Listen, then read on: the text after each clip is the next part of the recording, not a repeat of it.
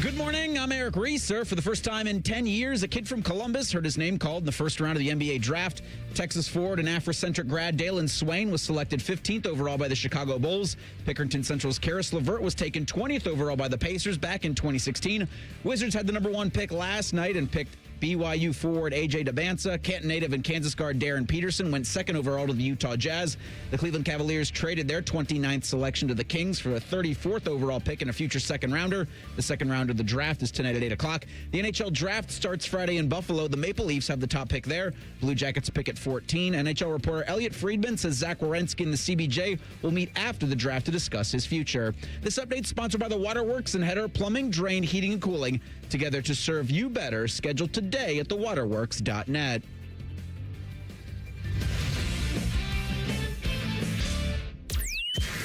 Your morning just got more interesting. Distilled and barrel-picked for your listening pleasure.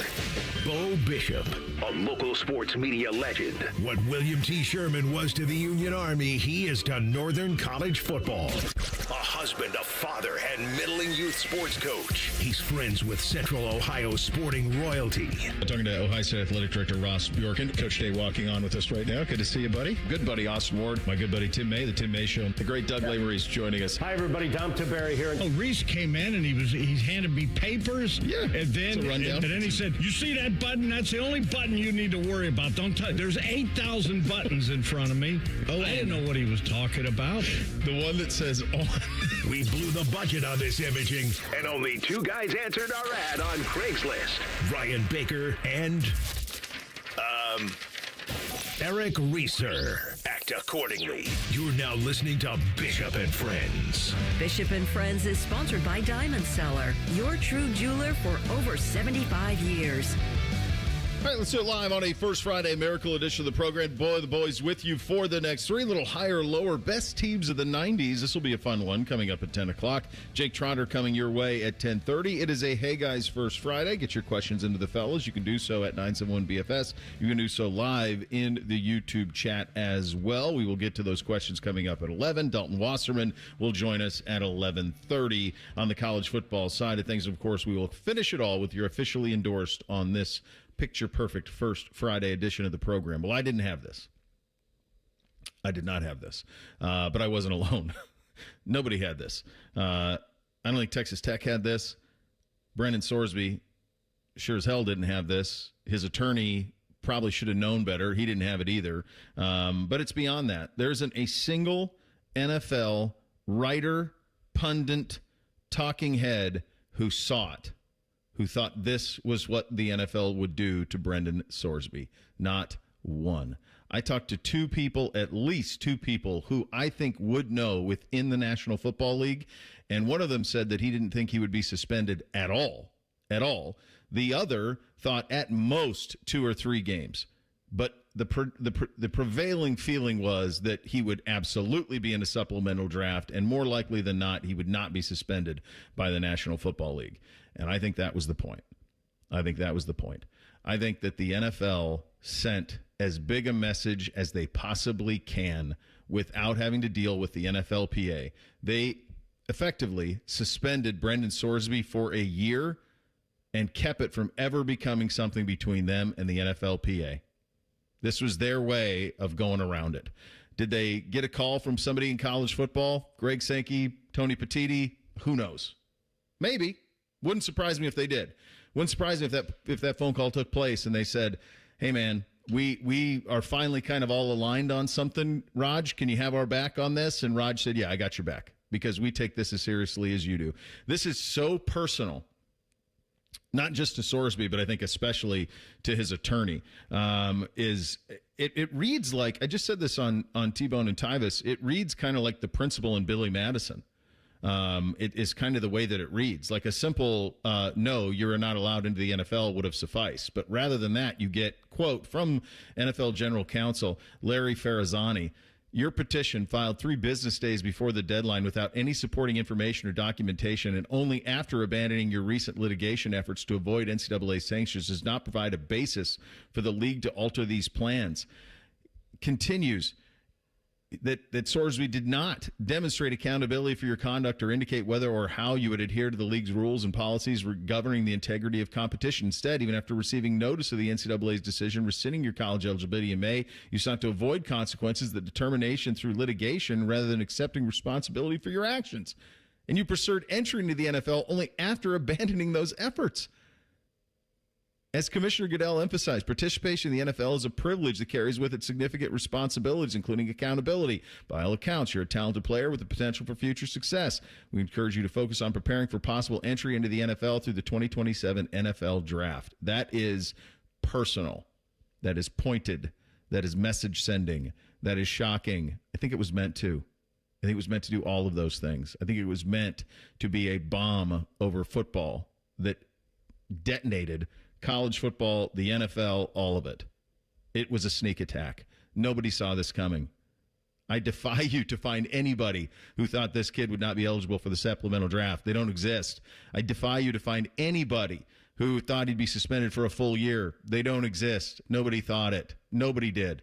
And so this was, in my estimation, and I don't know any other way to read it, the NFL sending a message as big a way as they possibly could and as personally as they possibly could, not just so much on Sorsby, but I think mostly on his attorney for how unprepared he was for all of this. But this was personal, and the NFL landed as big a punch as you're going to land. This is 5 paragraphs of pound sand, Jeffrey Kessler. And he says they're going to fight it in court, so... He's an idiot. Wouldn't it be better, I think, after what happened yesterday with the NFL saying we're not doing the supplemental draft, you and your client can kick rocks, then everybody just backs off for a year. And Sorsby does what he should do, is just prepare for the 2027 draft. Just go away. You make an interesting point about Sorsby's lawyer in this. He's not playing with the NCAA anymore. No, he's not. He's playing with the NFL, and I think I saw this morning the NFL has like 40 top law firms on retainer, and they pay like $600 million for them. So if you're going to come at the NFL, you better have all of your I's dotted and your T's crossed. Now, you guys know I have been on the Sorsby should be punished as much as anyone as far as it comes to college football, and even the illegal activities that he did as far as underage gambling. I feel like Ohio and Indiana both should bring charges against him for that, for breaking the law. Once he took this to court, I felt like it was all fair game, and Ohio and Indiana and their gambling commissions should go after him. And I don't think he should ever play another down of college football. And I wonder if this is going to make them revisit their injunction and try to get him eligible for this year for Texas Tech, which is just awesome. More legal battles and all of this. But I also said that he should be allowed to go to the NFL because I didn't think he was going to go in and start right away. So he should be allowed to go into the NFL in the supplemental draft. And I didn't even think that the NFL should punish him. But the NFL has just said, nobody's gambling on our watch or anybody's watch. If you're gambling on your own team and you're gambling on the sport of football, you will be punished. Yeah, and this is why I think we were all just as none of us had this. None of us had that Sorsby was going to be cleared to play either. I mean, you go back to conversations that we had in the spring, and as soon as all this stuff came to light, it was like we said on the show many times, he's done. He's not playing college football. This is the one thing you can't cross is this, unless you found a judge in Lubbock County who would side on your favor. And they did. And because the way the NCAA is set up, there is no way for them to push back. Well, the NFL is set up very differently, to Bake's point. In the NFL, any sort of litigation that the NFL is going to be involved with is going to be done in the Southern District of New York. And guess who owns the Southern District of New York? The NFL. They're not losing. They're not. The thing that is so clueless about this, and I talked to a buddy of mine who's an employee attorney yesterday about this. Kessler saying it's a violation of CBA and the law. We will pursue this immediately with the NFLPA. The NFLPA is not coming to save you. The NFLPA represents members. This kid is not a member. Brendan Sorsby is not a member of the NFLPA. Their job is to defend their members. He's not. You're not going to get any help from them on this. This was the NFL, the biggest, most powerful sports entity on the globe. This was the NFL stopping this before it ever got to the NFLPA. This was them suspending him for a year. One of the things that an NFL executive told me a couple months ago on this was, this is a different NFLPA. So when I said, well, what about 4-6 games like Pryor got? And he said, I don't think so. It's a different NFLPA. I don't think they're going to be able to suspend him for anything on this because it didn't happen while he was in the NFL. And I said, well, that's interesting. I took note of that, and you start to have different thoughts about it. The NFL just circumvented that. They'd had a workaround. They just said, you're not eligible to play here. And you can ask Maurice Clarett. You can ask others who have Mike Williams tried it at USC for different things. I'm not lumping them all in. Obviously, what they did is very, very different. And by the way, Maurice did win initially. But the reality is that there just is no way anyone saw this coming. Not Sorsby, not the NFL. I know for a fact teams were doing work on it's widely reported. Many teams are doing a lot of work on Sorsby in preparation for him being a supplemental pick. And now the NFL said, not today. Not today and not on our watch. There's a lot to this. We continue up next. Bishop and Friends right here on The Fan. We're the girthiest radio station in the history of radio. Uncomfortably girthy. This promo is uncomfortable. The Fan, Ohio's girth destination. Thinking about making the switch to hybrid or even all-electric? Germain Honda of Dublin has you covered. Explore the Honda hybrid lineup, including the Accord Hybrid, CR-V Hybrid, and Civic Hybrid. Or experience Honda's all-electric Prologue SUV. You'll get the efficiency you want, the reliability Honda is known for, and great offers available across the lineup. See why more Central Ohio drivers are choosing Honda electrified vehicles at Germain Honda of Dublin on Sawmill Road or online at germainhondaofdublin.com. This is Gordon Miller for Miller Lending, the original home of the no-cost mortgage. As a third-generation family-owned business, I learned early on the importance of relationships and always looking out for the best interest of the consumer. So back in 1987, I witnessed firsthand how closing costs worked and did not like what I saw. Averaging upwards of $15,000, the cost of refinancing was so high, it prevented borrowers from lowering their payment, while the cash to close on a purchase was doubled. That's insane. So 39 years ago, I developed a loan option without any cost at all. Instead of using your money, we used the lender's money. The result? A zero closing cost mortgage. Fast forward to today, and we've now saved consumers over $500 million in needless fees. So before you hand your money over to your lender, call Miller Lending and see why a no-cost loan is right for you. 877-9-NO-COST, or simply apply online at nocostmortgage.com. Miller Lending is an equal housing lender and MLS number 250-2146. I'm Leslie from Pella Columbus. And I'm Wilson from that other window place. Sounds like you've heard about our special sale right now, where qualifying installs are 40% off. Yep, it's why we're now offering 2 windows for the price of 1. Wait, what was that? That was the disclaimer. I can make up all kinds of things as long as there's a disclaimer at the end. I'm not sure that's right, Wilson. Sure it is. Listen, I can bench press 100 pounds. No, I can't. That's a lie. Get the windows that Columbus homeowners rated the leading window brand at PellaColumbus.com. I'm Tracy Townsend, anchor at 10 TV News This Morning. This community is my home, and it means everything to me. I care deeply about the stories we bring you each day, especially the ones that truly impact your life, from women's health and advocacy to the decisions happening at the State House. My goal is simple: help you feel informed and connected, because when news moves fast, you need a team that moves with you. Make the move to 10 TV News This Morning, weekdays from 5 to 9, anywhere you watch. No one plans to get into an accident, but when it happens, we strive in making life easier for you. This is Justin Hinderer. The Hinderer Motor Company Collision Center is ICAR certified and certified by many manufacturers to provide the best quality repair available. All of our repairs come with a lifetime warranty. We have our own 24/7 towing service, so you never have to wait. Plus, we offer on-site rental cars for every lifestyle. At Hinderer Motor Company, we love what moves you. 2 hours ago, Kyle arrived at the bar. Hey, what's everyone drinking? 30 minutes ago, Kyle got his friends another round of drinks. Cheers! 5 minutes ago, Kyle decided to drive home drunk. A minute ago, a law enforcement officer pulled up behind Kyle. Sir, have you been drinking tonight? A chain of events that began 2 hours ago is about to change Kyle's whole world. Drive sober or get pulled over. Paid for by NHTSA. Planning to buy a home in 2026? Not sure where to start? The Ohio Housing Finance Agency can help. With a step-by-step homebuyer's guide and financial tools, the Ohio Housing Finance Agency can make homeownership part of your future. Eligible homebuyers may qualify for down payment assistance and reduced mortgage interest rates. To see if you qualify and to find a mortgage lender, visit myohiohome.org. Have you ever met a man who wins money betting on tennis? Enter Scotty Vegas. Join Scotty and Dave Biddle for On the Money. Presented by Ohio for Responsible Gambling. Sunday mornings at 9 on The Fan. Fan weather.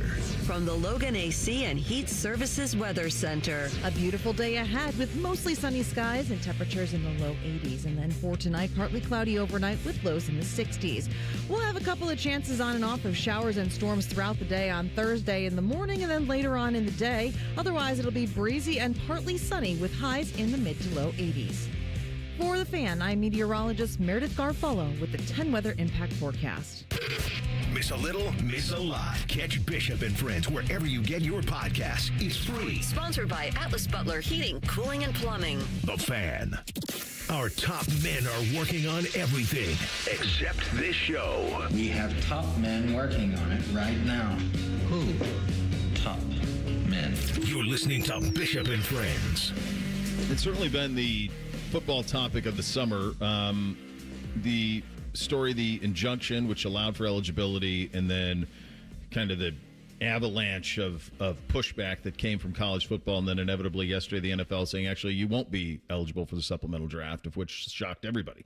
There wasn't anybody thought that would be the case. Adam Schefter weighed in on Brendan Sorsby and the situation. Let's have a listen. The league was unwilling to investigate the situation. The league didn't trust him and the situation.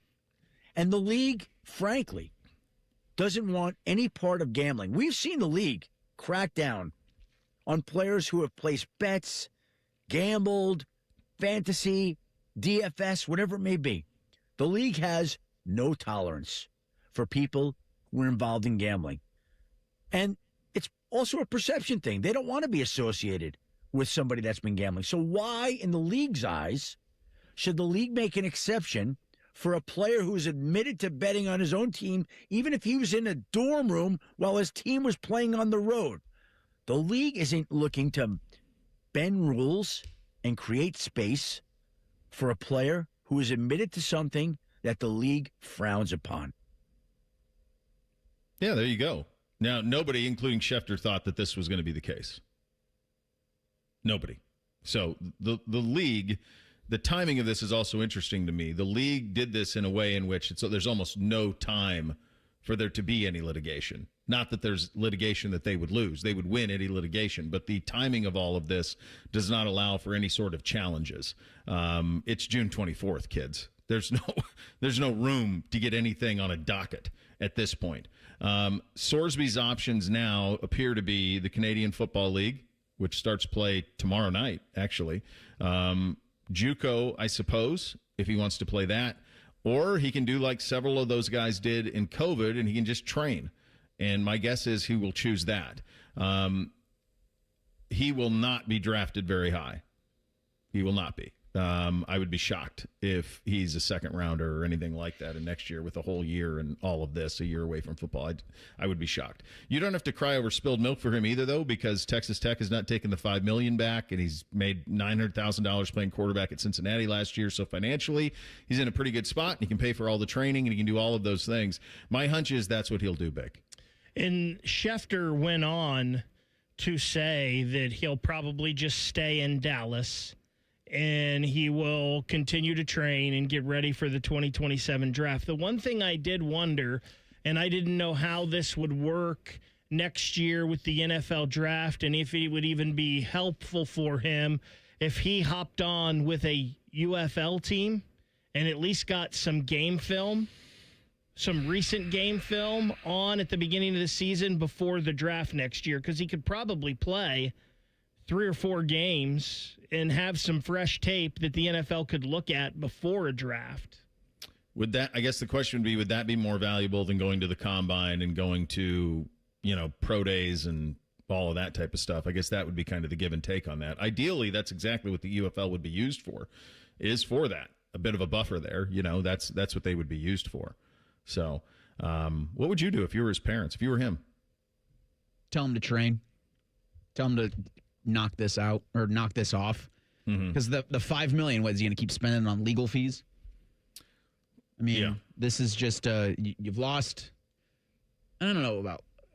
He lost, and so I hope I hope, and I think if you're his inner circle, you're like, just take this L, go and prepare yourself for the NFL, and leave this all behind you. I have no faith that that's going to be the case.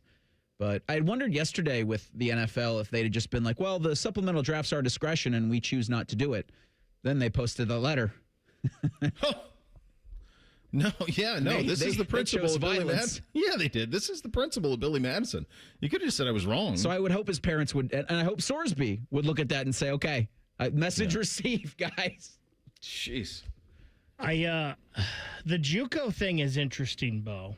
And because you can train all you want, but there's nothing like game reps. Now, I know they're not the game reps that he would have got at Texas Tech this year, and they're not the game reps he got at Cincinnati last year. But I would almost go that route to say, hey, look, just show, hey, I love football. I want to play football. I'm going to do everything I can to stay in game shape and do this. Now, is that more beneficial than training? I think so. Some people would probably say not. But I just don't think there's anything, especially at that quarterback position, like actual live game reps where you're facing live bullets. I just get the feeling, though, they're going to try to go the injunction route again on the NCAA. I don't know how. We got a lot of great attorneys who listen to this program. I'd be happy if someone sends an email. I'd be happy to read it on air. I don't know the process of you've won an injunction, you've withdrawn the injunction, and now you want to refile the injunction. I don't know how that. I don't know how that works. I don't even have a degree in bird law, for God's sakes. I have no idea how that works. Like if you can, get an injunction that you were already awarded that you withdrew. I don't know if you can redo it again. I think Texas Tech's done. They need to be. I think they're done. I think we'll see on down the road. I think they're done. So I think, the JUCO thing that you kind of outlined for him actually makes some pretty good sense because you get the ball, but you also could, at the amount of money that he was compensated by Texas Tech, he could hire a personal quarterback coach to train him while he's playing JUCO football. He doesn't have to, he could do that pretty easily. Financially, he's in a nice spot, so he could do that pretty easily if he wanted to. And then you get games, you get a play. And my guess is whatever JUCO he went to would build everything completely around him and what he's needed to play at the next level. And then you have that. So that's not a bad one. And then you just hire a private coach to train you while you're doing JUCO. That actually makes a little bit of sense to me. I do think that the NCAA is going to be emboldened by this.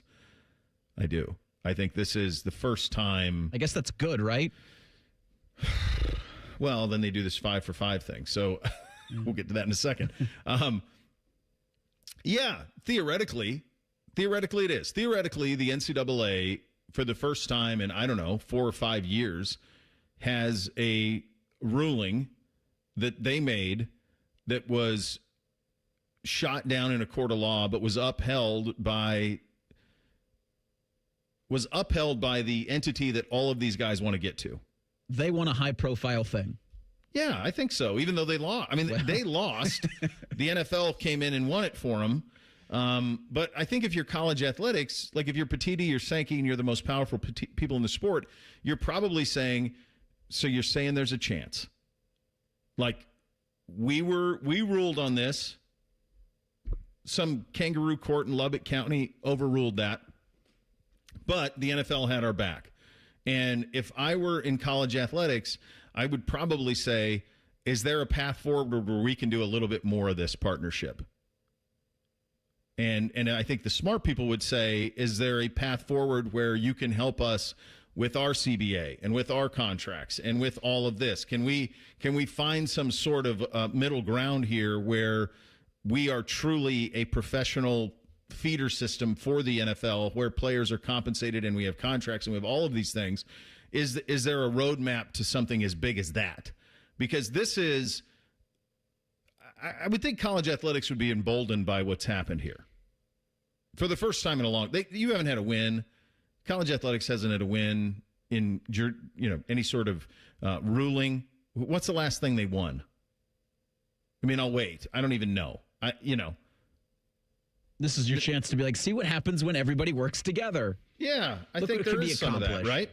I think there is some of that, and I would think that they would feel relatively emboldened by it. So, who knows? Who knows? But this was the way that this all went down yesterday was all very calculated and very sneak attacky and very in a way that nobody saw coming in any way, shape, or form. Yesterday, the NCAA announced the Division I cabinet unanimously voted to approve the age-based eligibility model, where an athlete's 5-year eligibility clock would start upon full-time enrollment at the university or at the beginning of the academic year following their 19th birthday, whichever comes first. That was announced Tuesday, unanimously approved, won't be finalized until Wednesday. The 5-for-5 eligibility model will eliminate traditional red shirts and waivers for extra eligibility aside from special circumstances like pregnancy, military service, or religious missions. Waivers for clock extensions and waivers previously granted for hardship, seasons of competition, delayed enrollment will not be granted under the age-based eligibility either. For recruiting classes that enroll starting the fall of 2027 or later, the age-based model will only be applied to them. Let me ask you a question. If you are, Bake, let's use you. If you wanted to, could you enroll at Ohio State University? Yes. Yep. And would they say, well, hold on, you're older than our normal student, and I'm sorry, we can't let you in? No. So how is the NCAA going to apply an eligibility model to student athletes that is different than regular students? More on this in 2 minutes. Bishop and Friends, right here on The Fan. Delaware County Veterans Services is ready to help you access VA benefits, emergency financial assistance, dental and medical grants, transportation, and more. Give Delaware County Veterans Services a call, 740-833-2010 to schedule an appointment. Some things shouldn't change. The smell of coffee on a Saturday morning, a handshake that actually means something, a neighbor you can count on. For more than 30 years, Newman Roofing has been a part of this community, and this community has been a part of us. We're family-owned, locally operated, and proud to serve the same neighborhoods we live in ourselves. Every roof we install is built to last. Every home we step into, we treat like our own. Every family we serve, we treat with respect. That's the Newman way. And along the way, more than 1,200 homeowners have trusted us enough to leave 5-star reviews. To us, that says one thing. Treating people right never goes out of style, because excellent customer service isn't a thing of the past. It's our promise to keep doing things the right way. 3 decades, one family, a whole lot of neighbors who have become friends. Don't just get a new roof, get a Newman roof. Call 614-NEW-ROOF or visit online today at newmanroofing.com.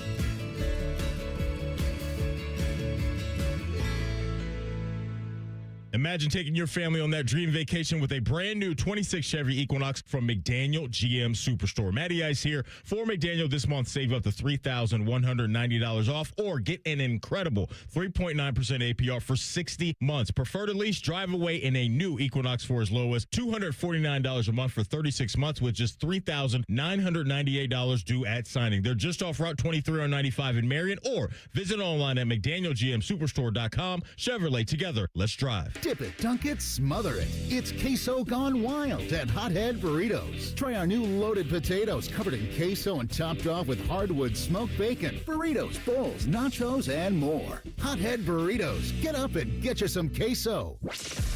Bishop and Friends is sponsored by Diamond Cellar, your true jeweler for almost 80 years. The Fan, Ohio's sports destination. What's up? What's up, man? What's up with you? Sponsored by Apex Pros. The pros who knows. All right, here's what's up on a First Friday Miracle edition of the program. Talked about this just moments ago, the NCAA announcing a 5-for-5 model. It seems to me, in all of my years covering major college football especially, that anything that you try to limit that is different than what you limit regular students dies on the vine. Anything that is different than a regular student, what they're available to do, loses in court. If you wanted to be Van Wilder and go to Ohio State for 8 years, they'll happily take your money. Happily take your money. So I think that this 5-for-5 eligibility thing, which is going to be pretty crazy too, by the way, you're going to have a lot of fifth-year seniors who are cashing in NIL checks who aren't, there's going to be a steady diet of Diego Pavia, Trinidad Chamblises coming down the pipe to play 5 years of college football and crush it. Absolutely crush it. That aren't NFL prospects, by the way, but are just really good college players who make really good money. You're going to have a lot of that if this goes into effect. But, guys, I just keep coming back to it. If it's not something that is a rule for regular college students, you can't make it a rule for regular college athletes. Every time they do this, they lose. I don't know why they waste so much time on this stuff. They are working so hard to avoid contracts and professional sports and all of it, and it's their only way out. It's their only get-out-of-jail-free card on this thing. And it's not free. It's going to come at a cost. But I just see no scenario how this holds up in a court of law. And by the way, and I said the one thing, and I remember talking about this a couple of weeks ago, if you were going to do this, then there could be no gray area. It had to be black or white, yes or no, 5-for-5, that's it, that's the list. But in this, they aside for special circumstances like pregnancy, military service, religious missions. Once you open that Pandora door, the whole damn thing opens up. Now everybody's going to have you in litigation for special circumstances. Well, how do you define a special circumstance? You're going to lose. You're going to lose every single time on this. And you're going to be in court over and over and over again. And I have no idea why they keep doing this. It's maddening to me. You guys read this any other way? I seeing it come down yesterday was like, well, the first time this gets challenged, then it falls apart. I was initially for the 5-for-5, and as unfair as it sounded, it couldn't have gray areas. It couldn't have the special circumstances clause added to it. I do think that this is them trying for something. I just want to keep emphasizing to them, and them as the decision makers, that the answer's in front of you. The answer's always been in front of you. You've just chosen not to take it. And I don't think nothing they've done makes me think they will, because they'll just keep throwing things like this out there. But the employment route's the only way forward, only real way forward, unless you want to keep those billable hours going. And again, if lawyers are advising them on this, I want to ask the lawyers, are you just doing this so you can keep collecting billable hours through your defenses? Because this will be challenged. The first crop of athletes in the class of 2027 that challenge this will make them have to rethink it. You guys know I've hated the age restriction thing always, and I know why they're doing that. They're trying to limit these guys going to the G League and then coming back and I guess I kind of look at all this a little different now than I did, because the NCAA just kind of proved it with Sorsby. Just band together and say, no, we're not doing this. And you can go to a court and you can do whatever and get whatever injunction. We're still going to rule you ineligible, and your team's going to forfeit games. And that's what stopped this Sorsby thing, it seems like, because everybody's like, nah, we're not letting you do that, Texas Tech, even the schools in their own conference. Yeah. So I think if you have situations like that again, you can just say no, like, hey, we'll wait, LSU, these guys are ineligible, doesn't matter. You can take it to court, but it's going to be after the fact, and you're not going to play in anything, and that's what really matters. So that's how you're going to stop these schools. So the age restriction thing, I never liked it, and I think there's an easy way around that with that. I think the employment thing is, it's always kind of been the answer, but is that the answer with synchronized swimming? No. And gymnastics and all of that thing. So you're going to have two different entities here, like we've kind of talked about all along. So you're almost going to have an NCAA that's amateur with all the Olympic sports, but then you're going to have an NCAA where athletes have contract in football and basketball. Mm-hmm. And it just seems like it's going to be really skewed, and it seems really easy, but it's probably not as easy as we think. I'd argue it's already skewed. And that's fair. And I think, there's going to have to be, there should be two entities that govern the revenue sport. You can't be treating synchronized swimming the same as football. And I think that's, we've had that argument forever. And they're still trying to. And they're still trying to hold to that amateurism model. And it keeps bringing us to throwing our head against a wall. I think something else that they have to deal with in all of this and the employment talk and all that is Title IX. Well, that you need. That's an interesting part. If you privatize it, do you have to adhere to that? Like if football's private and it's a job, do you have to have the same amount of employees? This is where there's so many things where this gets so greasy and messy. And you also have issues here with Big State U. Like private universities maybe can get around some of this. Yeah. But when you have Ohio State, like we saw Jake Diebler couldn't even hire John Diebler because of nepotism laws, because it's a state university and state funded. I'm sure there's a lot of issues with that too with these public universities. Yeah, you mentioned how they banned. Well, the reality is the NCAA won in the end, but they didn't win without the NFL. They didn't really win without the NFL. In order to adhere to any of this or enforce any of it, and maybe this is the lesson of the Sorsby thing, and Texas Tech was kind of the villain in all of this because they kept fighting and fighting and fighting until it became too much, and maybe Sorsby felt that way too.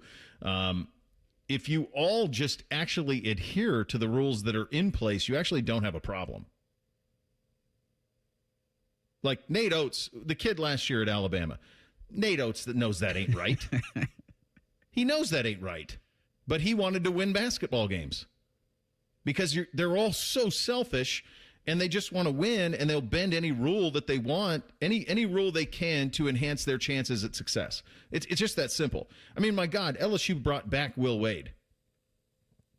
Like if you wanted to enforce rules and regulations and any of it, just actually adhere to the rules that are in place and stop being so damn selfish. And that goes for the universities, the conferences, the coaches, all of it. The rules are there. Just abide by them. Just abide by them. Allow them to be enforced. Allow the rules to be enforced that are already in place. You're going to lose in a court of law. This will lose in a court of law for the reasons that we've outlined. There's no scenario where when this is challenged, it's going to hold up.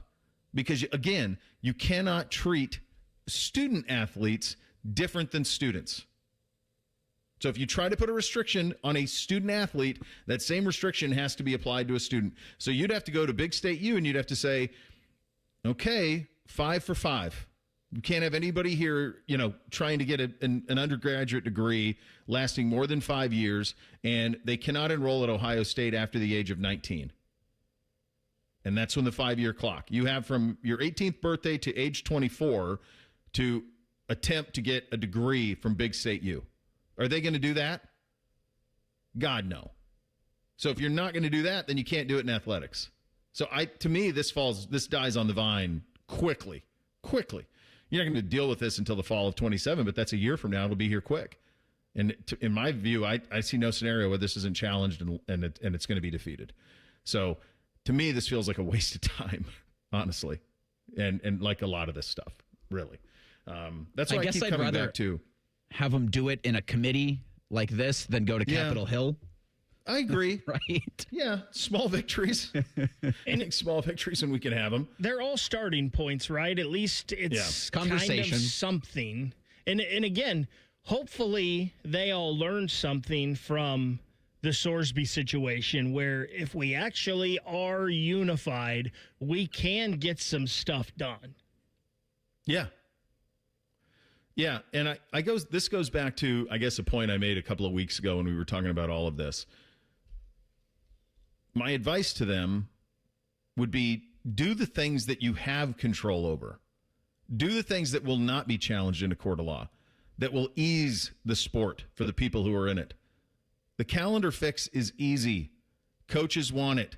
Players want it. Everybody wants it. It's not going to lose in a court of law if you change the calendar. It's not. That'll win. That's going to hold up. That's something that's tangible, that feels big, that would change the way that the sport is done, that would ease the burden on the people who are participating in it, and it won't lose in a court of law. It won't. That's one you can fix. You can fix that one. You can fix the transfer windows. You can fix those things so it actually is a calendar that makes sense. That's something do something that's doable. Remember the honey-do list analogy we did a couple of weeks ago? Do 2 things that you can do. Don't try to fix the indoor plumbing in the house. Fix the sink. Do that. That's the job. That's the advice that I would give them. NBA draft was last night. A local kid goes 15 overall. We will get into that coming up next. Bishop and Friends, right here on The Fan. We're the highest rated sports radio station in America. There's no joke there. We just are. The Fan, Ohio's sports destination. Life is full of uncertainties. You can't control the economy, the prices at the pump, or the grocery store. And you certainly cannot control the weather. But the one thing you can control is your home's efficiency and comfort. Steve here from USA Insulation. Let us help you take back control of your home by insulating your walls with our premium foam. You give us a call today, we'll come out, we'll insulate your walls, and we'll throw in your attic for free. So give us a call today, 529-2440 or USAinsulation.net. USA Insulation. Whether you're repping the orange and brown or shouting Hoo Day, the ultimate football pilgrimage is closer than you think. Ditch the living room, get the family on the road, and make the short drive to greatness and visit the Pro Football Hall of Fame in Canton. From the backyard to the gridiron, it's the one place where every fan comes together to create new family memories. Make it a weekend to remember and see why Ohio truly is the heart of football. Visit ProFootballHof.com and plan your visit today. Lanny went to college and racked up huge debt. A little bit over $100,000. For a degree he couldn't use? Now what? I had a friend that went to My Computer Career. They even helped him get hired immediately after graduation. One of the things I love about IT is that you can work from anywhere you want. You could become an IT pro in just months, including cybersecurity and the basics of AI with zero experience at mycomputercareer.edu. My Computer Career, an elite CompTIA certification partner. It worked for me, and I know it can work for you. This is one student's experience. Individual results vary. Remember the old days when football used to have an off-season? Well, we at The Fan think that really sucked. That's why we bring you Austin and Berm, America's #1 resource for Buckeye football conversation, is voted by Fake Surveys Incorporated. Catch their daily podcast called The Beat and their breaking news podcast, Snap Judgments, as they broadcast live from Roosters on Mondays, and they come right to your house and massage your tender areas. They'll do it all. Austin and Berm on The Fan's YouTube channel and 10TV+.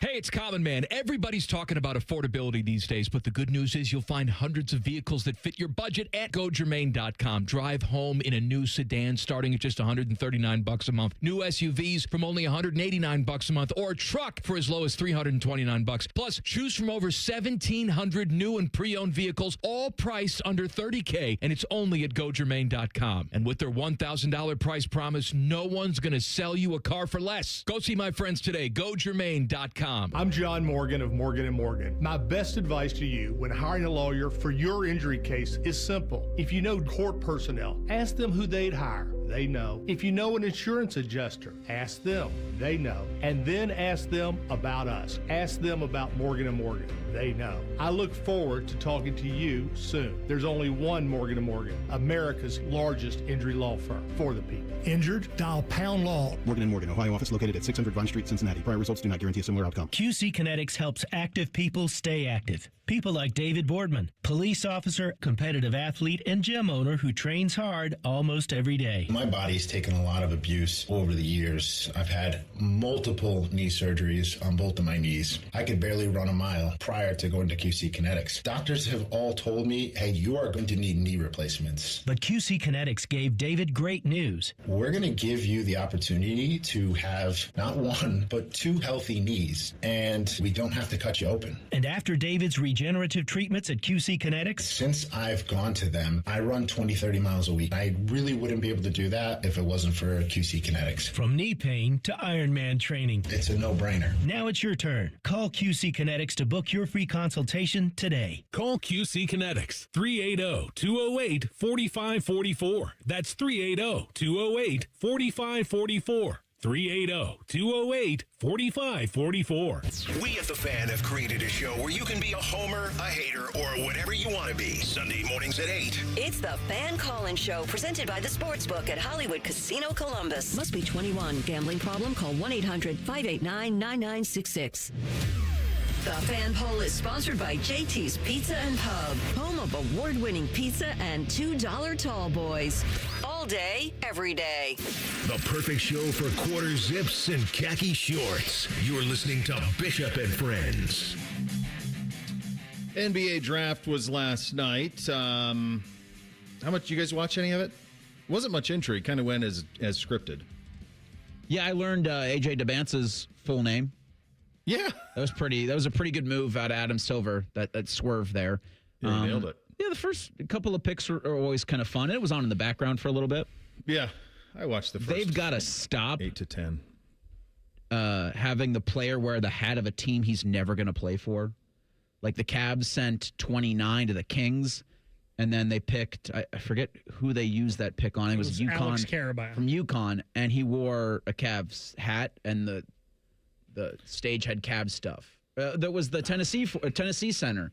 Yeah. That Miami had already sent the pick to Milwaukee, and he goes up there and puts a Heat hat on. I'm like, what are we doing, guys? So why is that? Is it because those trades aren't officially official until afterwards? Mm-hmm. This has been this way forever. So stupid. It's so stupid. Like Anthony Hardaway in a Warriors hat. I mean, my God, Vince Carter and Antoine Jameson traded for each other, and the draft day photos has Vince Carter in a Warriors and Antoine Jameson in a Raptors. That's 30 years ago. Like, this is why don't they just move the NBA draft back 2 weeks after the league year starts? Bingo, bongo, solved. Then you can have these picks be official. You can have the trades be official. It's maddening. Absolutely maddening to not do this. So, yes, that's very stupid. I'll tell you something else. Like, not every parent needs to be interviewed. Not every sibling needs to be interviewed. Lisa Salters basically did the same interview for 20-some straight picks. Like, it was the same one for all of them. Like, just get me most people are more interested in the analysis. If you're watching the NBA draft, I want analysis of the guys. So interview the player. Just follow the NFL drafts model. Interview the player, and then give me the breakdown of who he is as a player. And it really is more important in the NBA than it is in the NFL, because in the NFL, we're talking about 3-year guys. Basketball, there's a lot of overseas guys. It's 1-year guy. Like, it's totally different. Like, you could educate the people watching on the players that they're getting. And I think that would help quite a bit if they did that. No real surprises here. It's interesting. I was looking up Dalton Swain. I remember him in the recruiting process for sure. The kid from Afrocentric who went 15 overall. He was offered by Ohio State. He ended up at Xavier. And then from there, after Xavier, he ends up at Texas and goes 15th overall. And it's one of those ones where I didn't follow basketball recruiting enough to know. I know he played for All Ohio at AAU, which is preeminent, and I don't know how he got out of town, or if that was a miss, or who Ohio State took over him. I have no idea. Or if maybe he just didn't want to go there. I'd have a hard time imagining that if you had an Ohio State offer, you'd rather go to Xavier. I don't know. I want to say, if I'm not, I feel like Ohio State did offer him, but Devin Royal committed first. And I also think that Dalton Swain kind of wanted to play for Sean Miller, because he went to Xavier and Sean Miller, and then obviously followed Sean Miller to Texas. But I want to say it was one of those situations where Ohio State was interested in both. Royal committed first, and yeah, that passes the sniff test for me, buddy. I don't know. The class that year was Taysom Chapman, Devin Royal, Scotty Middleton, and Austin Perks. That was the class. Gosh, Scotty Middleton. He was supposed to be a big deal. He was supposed to be a big deal. Whatever happened to him? That's a great question. He ended up transferring out. He's at Tulane, maybe? Oh, my God. I don't think that was his first destination. No. So Ohio State, Seton Hall, now he's at Tulane. Or maybe he's not even still at Tulane, but that was the path that he ended up on, kind of the musical chairs of it all. But it's always cool to have a Central Ohio kid picked. Wasn't Scotty Middleton a kid that had a knee injury and forced him to sit out for a while? I want to say he had a knee injury his senior year and forced him to sit out the beginning, and then he transferred to Seton Hall, and the rest is history. Yeah. Yeah, could very well be. What do you make, Bake, I'm going to lean on you on this. What do you make of this Elliott Friedman report with Z and the Jackets? So I kind of feel like this was Don Waddell just trying to shut all of this up, saying, hey, we're going to talk. We always talk. We'll talk after the draft and see where we're at. I would think if there is some validity to any of this, the Jackets would have had this talk before the draft. They'd be having this talk right now as everybody is in dealing mode in the NHL at this point. It kind of seems like to me that Dylan Larkin asked for a trade, and then everybody's like, well, Zach Werenski's his friend. I wonder if he'll want out of Columbus. And it almost sounds to me like some internet person started this, and then people jumped on it. And I'm guessing when you just start hearing enough, because then Pierre LeBrun talks about it some. And if Pierre LeBrun and Elliott Friedman are talking about it, it almost seems like there's validity, but it's almost like maybe they were just reaching out, trying to find things out through the rumor mill, because to the best of my knowledge, Zach has said nothing. The Blue Jackets have kept it quiet if he did. And I don't, whatever Zach wants, he's going to get here. Now, if he doesn't think he can win, but yeah, we had Porty on last week. We asked him about it, and he talked about the LeBrun piece. And you're right, LeBrun, Friedman, they're not in that business. They're not gossip mongers. Like those are two of the dudes when it comes to NHL reporting. Certainly two of the dudes. I think the first thing we read out of it was someone asked Pierre LeBrun in a mailbag. Is that what it was, Reese? That was where I first saw this. Yeah. And he just answered, no, I haven't heard anything. And it was as simple as that, because they were, again, trying to do the Pepe Silva red yarn on a corkboard saying, well, if Larkin wants out, well, Zach's got 2 years on his deal, so wouldn't he want out? And I think the natural place to go is if Z's got 2 years, Larkin asks out, I think you're already having the discussions about extending Zach Werenski. I mean, it'd be insane not to. And so I do think, to your point about Don Waddell getting in front of this, I think it's a great job out of him saying, we'll have the discussion after the draft. And certainly from Z's camp, you're not going to hear anything about it until maybe you do. And I'm guessing Elliott Friedman just asked, like, hey, these things are out there. What do you and I would, like you said, Zach could sign an extension next offseason.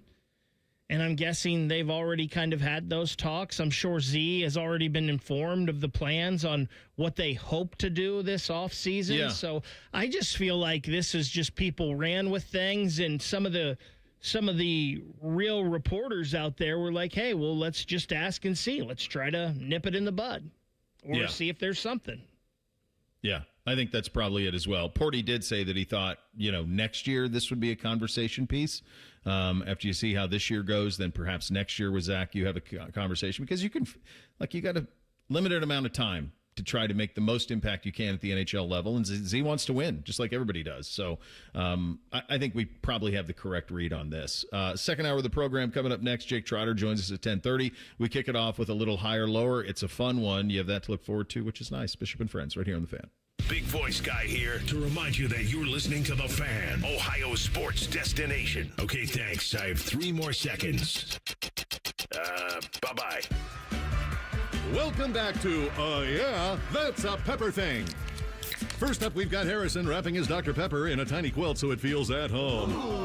Oh, how tender. That's a Pepper Thing. And over to Becca, who's whispering affirmations to her can. You're sweet. You're unique. You're the best thing I ever poured over ice. She swears it makes it taste better. It's not a science thing, but it's a pepper thing. Why do they all do it? All for that sweet, delicious, truly one-of-a-kind taste of Dr. Pepper. It's a Pepper Thing. Get Eco. ECO. Hey, Aaron, happy Father's Day month. You know what, Jerry? I grew up with a single mom, so it's always been important to me to be the best dad I could be. You install air conditioners in people's homes, Aaron. That literally makes you the cool dad. Get it? Get Eco. ECO. Did you just call a guy with an HVAC company a cool dad? That really is a dad joke. Get Eco. ECO.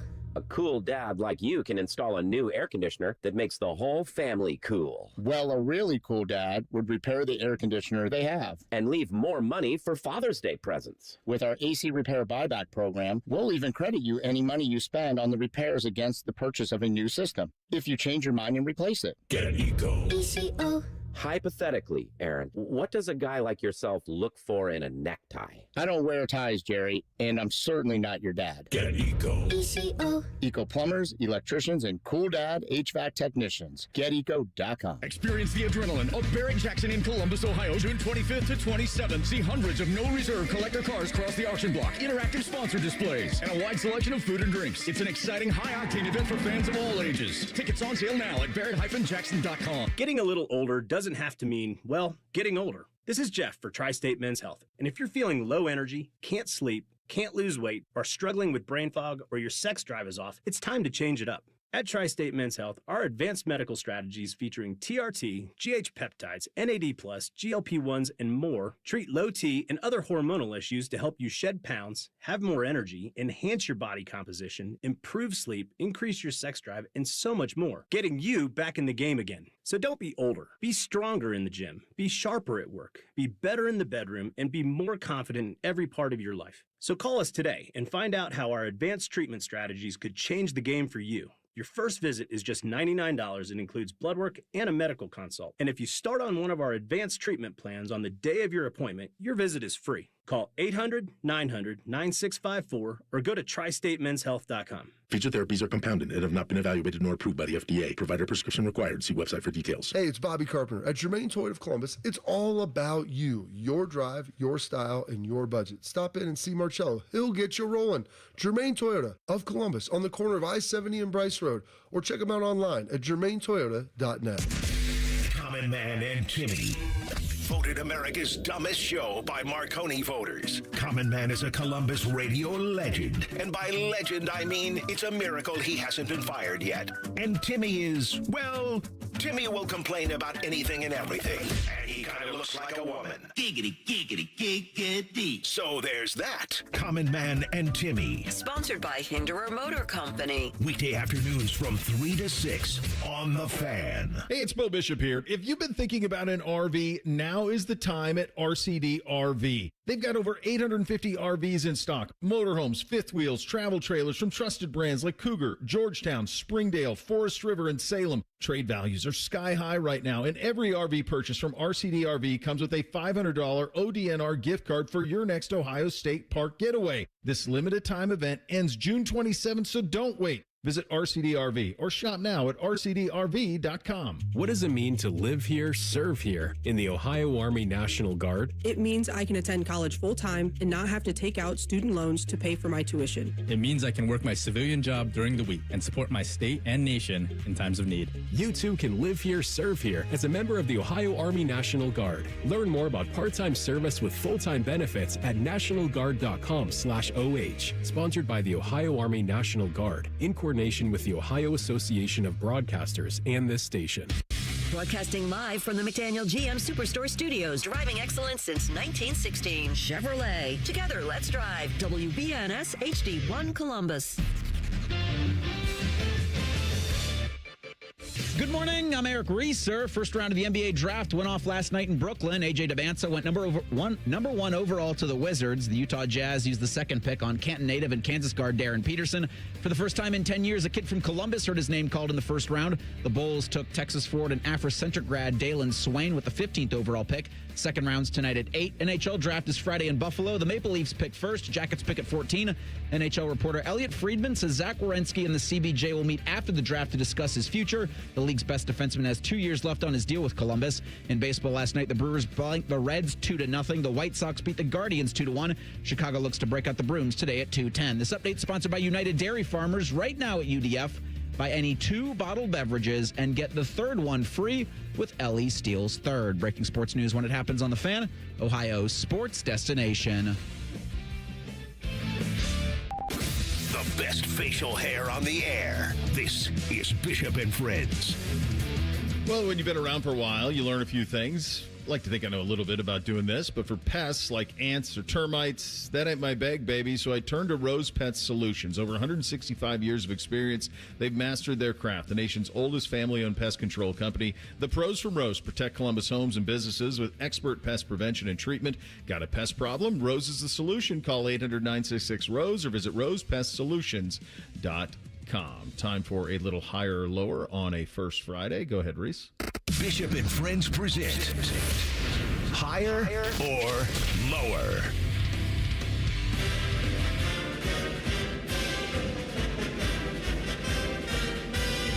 So to continue our discussion this week of why the 90s ruled, Stuart Mandel of The Athletic ranked the 15 best teams of the best decade. Now, he tells on himself a little bit with the headline, is anyone close to 95 Nebraska? No. Probably not. No. So we'll start there with the Cornhuskers, the 12-0 Nebraska team at number 1. Can't go any higher there. At number 2, he's got the 12-0 1991 Washington Huskies. At number 3, the 1991 12-0 Miami Hurricanes. Higher or lower for the U at 3? Well, Washington's not the second best team of the decade. They're not close. They definitely are not 2. I just want to, before we just go past this is one of my favorite exercises. This is 1995 Nebraska scores. Okay, this was their scores that season, and this is why I always say this is the best team in the history of college football. By the way, probably the last team that was dominant, that did it in a bygone way. I mean, this was an option team. Like, this was the last one. I mean, they won it in 97. They shared it with Michigan in 97, but that team wasn't this team. Here are scores. At Oklahoma State, 64-21. At Michigan State, 50-10. Arizona State at home, 77-28. Pacific at home, 49-7. Washington State at home, 35-21. Missouri at home, 55-0. Kansas State, number 8 Kansas State in Lincoln, 49-25. Number 7 Colorado in Boulder, 44-21. Iowa State at Lincoln, 73-14. At number 10 Kansas, 41-10. Oklahoma, 37-0, and they beat number 2 Florida for the national championship, 62-24. Their closest game was a 14-point win over Washington State. That's the closest anybody got to them. So they're one massive gap. Everything else is crazy from there. So he's right. That's the one. So for me, I would not have, like I said, I would not have Washington number 2. There's at least one Florida State team on this that should be much, much higher on this list. It's 99 Florida State was 12-0. Peter Warwick, Chris Wanke as a pro, they bum rushed through their league. I think they should be much, much higher than this. 94 Penn State as well. I know that team didn't win a national title, ought to be higher on this list as well. Honestly, 91 Miami was better than 91 Washington, so they should be higher. I would have Washington somewhere. I mean, you could almost take 91 Washington and just flip them with 99 Florida State if you wanted to. So, yeah, Washington and Miami both, I believe, have to be lower on this list. And you mentioned a couple in there, Bo.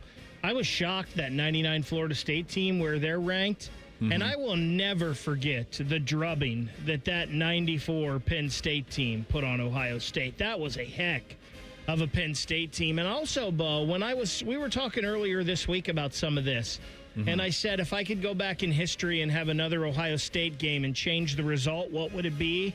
And I talked about that 98 team. I might change that now to that Michigan game in 1996 when Sean Springs slipped and Ty Street took it to the house. You look at that Buckeye team, I have a hard time not having that 96 Buckeye team in the top 3 on this because their only real weakness was maybe at running back, but they had Orlando Pace on the offensive line. They had David Boston, Demetrius Stanley, D. Miller. Their D-line was ridiculous. Their cornerbacks were Sean Springs, Ty Howard, and Antoine Winfield. Like, that 96 Buckeyes team that might be one of the best Buckeye teams ever. Yeah, it's, I understand the notion of you have to have won a national title to be in the top 4 or 5 on this list, but I guess that's why I come back to, this was a shared national title between Washington and Miami in 1991. I have no idea how Penn State didn't get a share of theirs in 1994. But, Penn State played a lot of close games Miami played a lot of close games that year. Pretty sure Washington had a couple of testers as well on that season. Their best, they beat Michigan in the Rose Bowl 34-14. They were really good. They were dominant. Steve Entman was the number 1 pick in the draft.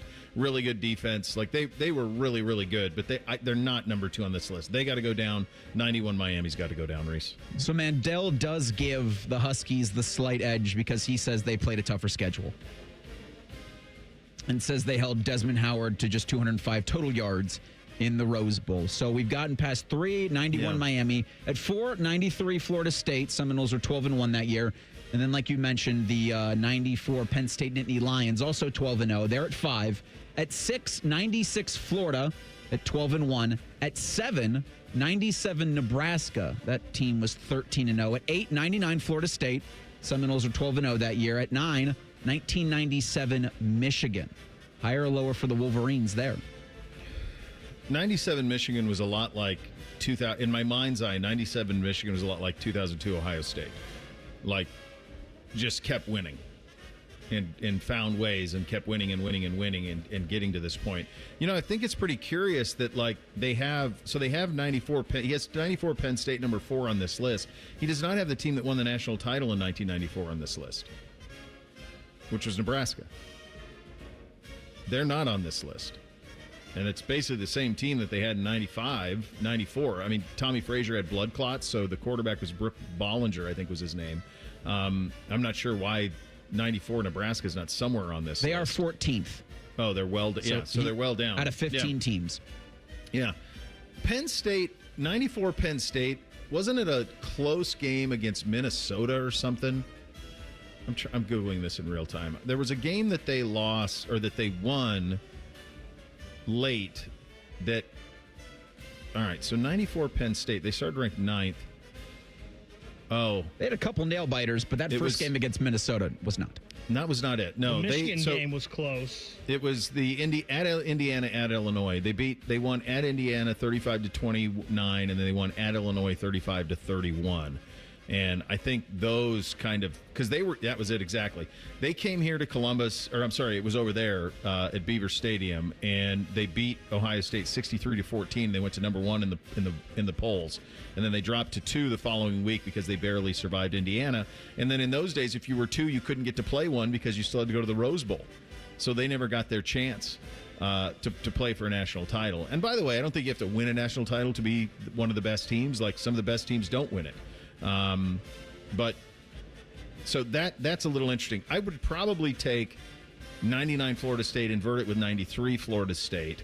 93 Florida State lost to Notre Dame in South Bend, but then kind of backdoored their way into the national title because Notre Dame lost to Boston College next week.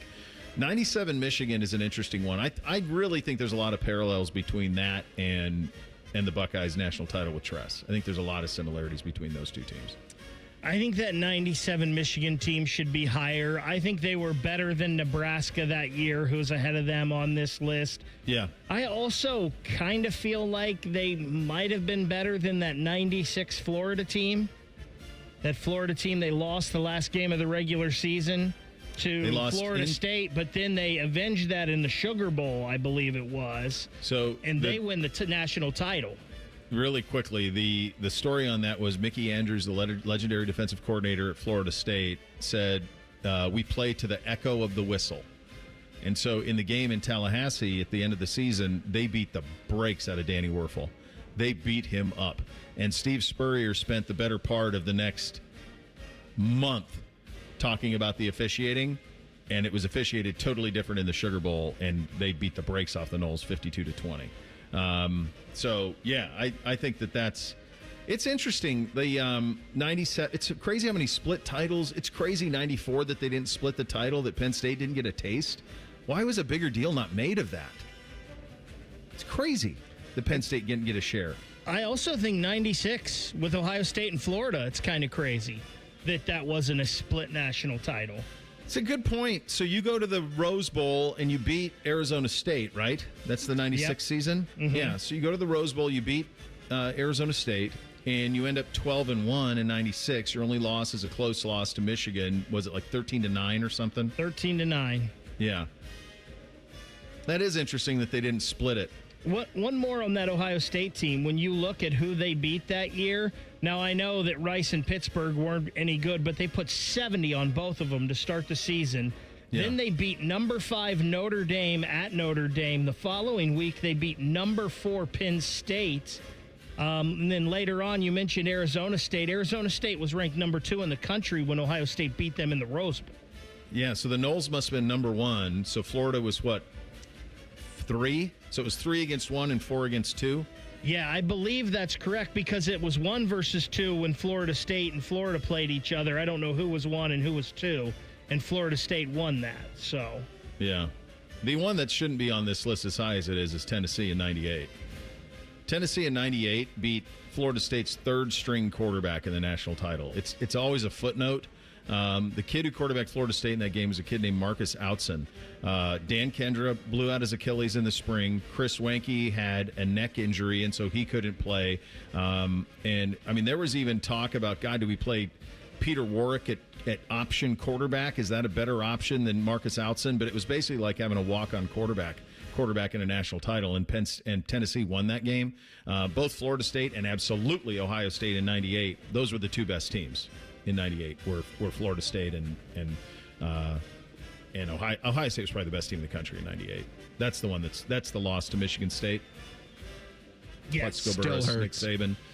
That's probably the one that's the most painful. I think all time for Ohio State. And weren't you? I think it is too. I think it's the most consequential because it's year 1 of the BCS. So you would have had a chance to play Tennessee for the national title. Would have been 13-0, 13-0. You would have blown the brakes off of Tennessee. That Tennessee team was not in the same vicinity as Ohio State in 98. And I believe, if I remember correctly, Ohio State was up 24-7 in that game and lost 28-24. I wasn't here then, but in my mind's eye, is there a botched punt return that kind of started the Michigan State rally of it? That sounds right.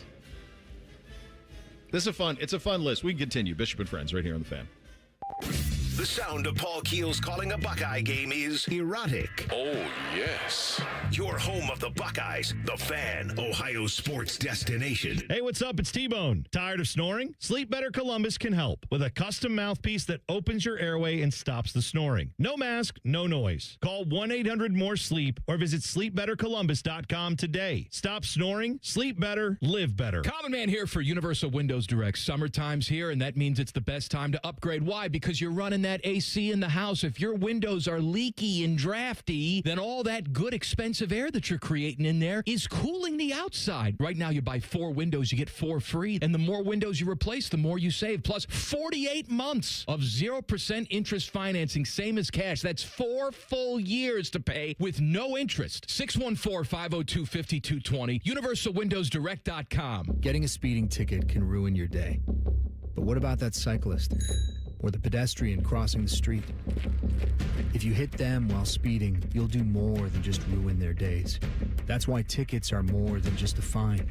They're a second chance. A reminder of what's on the line when you're behind the wheel. You won't get a do-over every time. So take this as your sign to follow the speed limit every drive. Speeding slows you down. Paid for by NHTSA. Hey, John, why so glum? I just got let go. The company's downsizing. This is the third time in the last 2 years. I'm done with this. Have you thought about My Computer Career? I've heard they can train you for a career in IT in just a few months, including cybersecurity and the basics of AI. And you don't need prior training or experience. Now that's a recession-resistant career. Wow, thanks. I'll check them out. Go to mycomputercareer.edu and take the free career evaluation. Mycomputercareer.edu, an Elite CompTIA certification partner. Financial aid is available to those who qualify, including VA benefits. Indeed presents hires you can't afford to get wrong, like a hospitality manager at a 5-star hotel. So I just checked into room 318, but someone was in there. Room 318. Oh, you were supposed to be booked in 813, which is now booked. So what do we do? How about rock, paper, scissors for who gets the bed? This is the time for sponsored jobs. This is what happens when you don't sponsor your job on Indeed. Next time, get matched with quality candidates with Indeed sponsored jobs. Visit Indeed.com/hire now and sponsor your job today.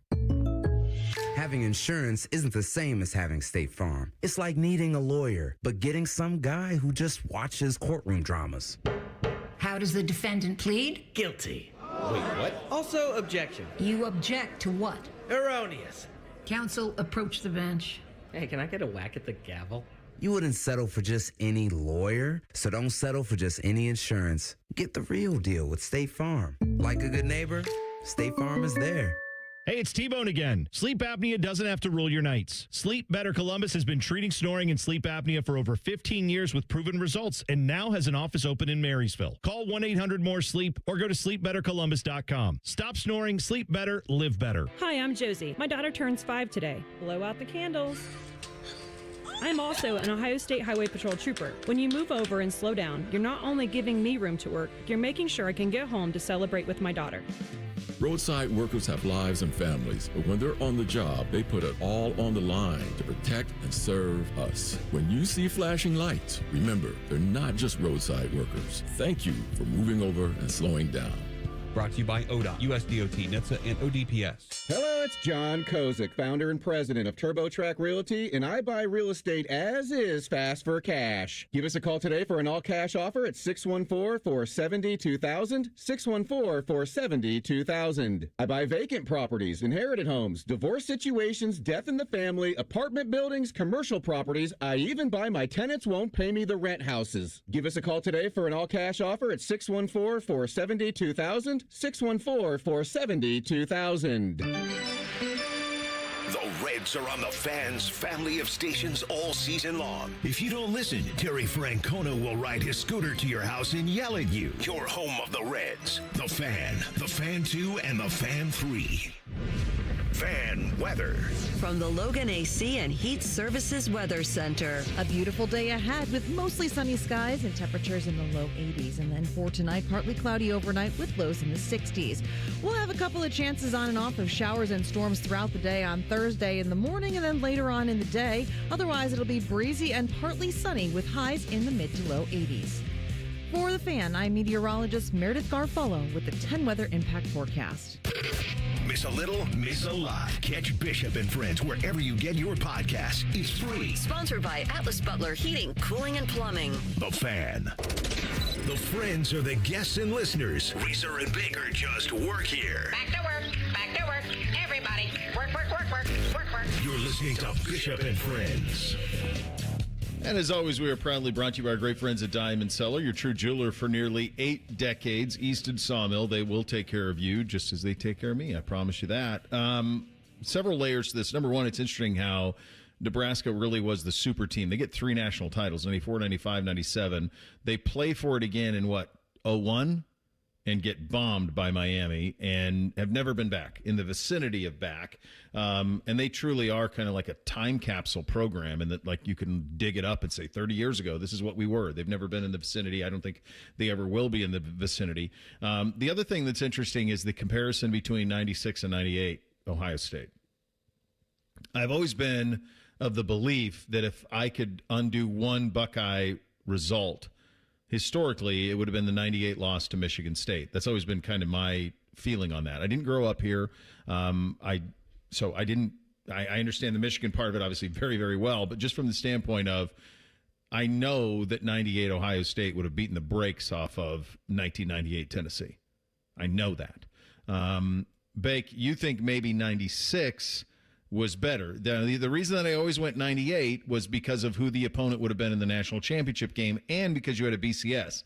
In 96, if they had gone undefeated, it would have been undefeated Ohio State, number 1 in the country, against undefeated Arizona State, ranked 3rd in the country. Yeah, that probably would have been the national title game in the Rose Bowl had they won that one. Yeah, and I've always felt the same way. Like, I've always felt that 98 team was the best team in the country and they would have won the national championship. And maybe I didn't feel that way as much with 96 because Florida was pretty good too. Yeah. But I feel like Ohio State was just better. And I'm just kind of comparing the teams a little bit here this morning as I looked into them. And I think the 96 offensive line was better because they had Orlando Pace on there. The receivers were still kind of the same. You still had David Boston and D. Miller. Now, your backups were probably a little better with Reggie Germany and Kenyon Rambo. Your running back situation, I would think, was a little better in 98 with Michael Wiley and Joe Montgomery. You had Pepe Pearson and Jermaine Jackson in 96. Joe Germain was the full-time quarterback in 98, which was probably better than the split with Stanley Jackson and Joe Germain. Your D-line wasn't nearly as good in 98 as it was in 96, and your cornerbacks, you still had Antoine Winfield, but you didn't have Sean Springs. Ahmad Plummer was on the other side, but I don't think anybody's going to confuse him for Sean Springs. Yeah. Your safeties, probably a wash. Your linebackers, so you still had Katzenmoyer, Rudzinski, and Niall Diggs as your starters in 98. Oh, the captain, Jerry Rudzinski, my guy. 96, your linebackers were Ryan Miller, Andy Katzenmoyer, and Greg Belisari, so still pretty good. Pretty stout. So it's interesting. Ohio State, I guess, and here's another factor I always came back to 98, is Ohio State was the number 1 team in the country in 98 to start the year. They were number 1 all year until Michigan State got them here 28-24, and then they won out. It's a lot of parallels to 15, honestly, with 98. There's a ton of parallels to it. They opened that season at West Virginia 34-17. I'm pretty sure that was the first ever game broadcast in HD TV, and I'm pretty sure Channel 10 did it. It aired on Channel 10. I think Dom was involved in that. I've heard stories of that before about going down to Morgantown and getting all that stuff set up.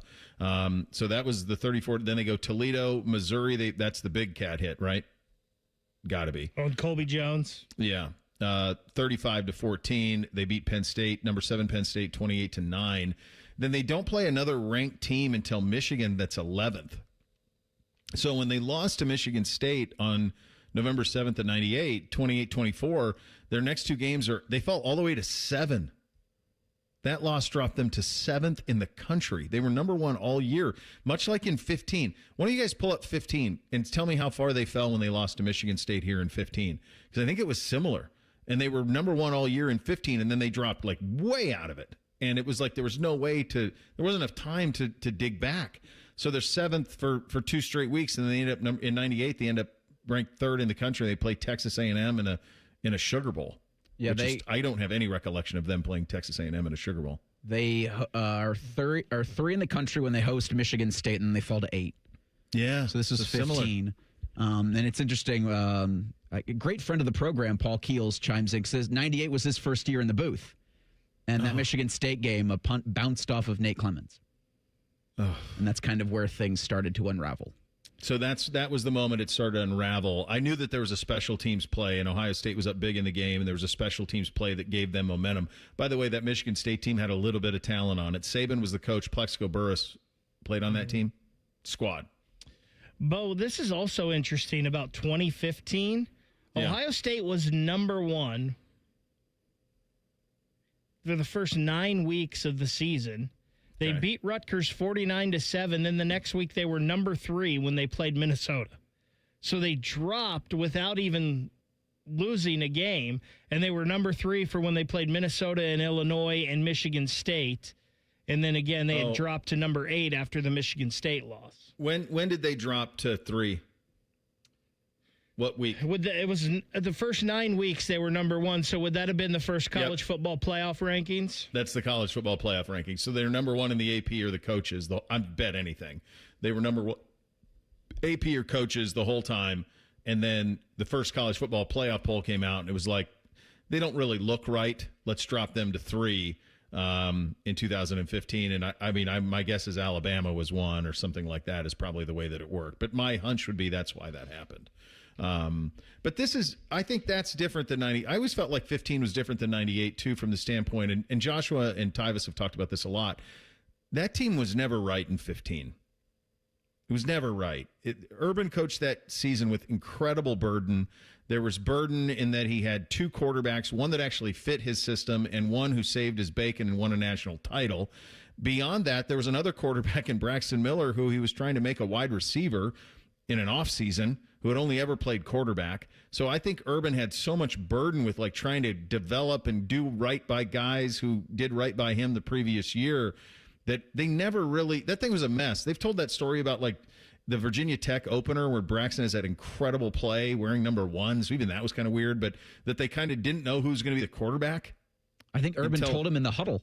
Yeah, it's going to be Cardell. Oh, okay. And then like they'd run with Cardell, they'd run like read option with him.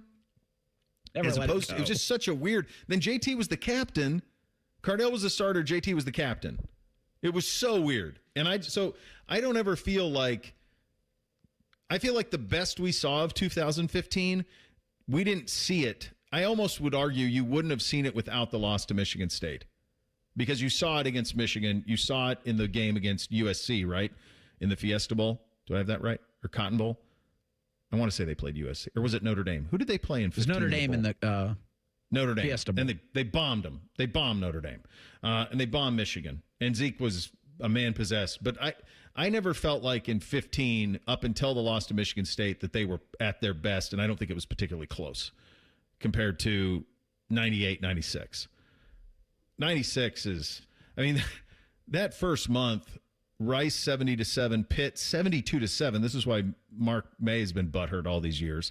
And then they're at Notre Dame 29-16, then Penn State 38-7. That's number 5 Notre Dame, number 4 Penn State. And then they just bombed everybody in November until the crazy loss to Michigan. Those two to me feel much more painful than 15 does. In the Michigan loss that year, I mean, you never know what was going to happen, but Michigan gets that touchdown, and it's Sean Springs slipping on the en route from Ty Streets, and he takes in obviously the iconic video of him running, and I believe it's Rob Kelly and Katzenmoyer, both of them. They're gaining on him, but they just don't have enough field to catch him. Yeah, those particular things aren't particularly fun, but it's an incredible amount of talent that was in the sport at that time, and certainly here in Columbus in a big, big way. We'll ask Jake Trotter about all of this and, of course, the Sorsby situation in 2 minutes. Bishop and Friends right here on The Fan.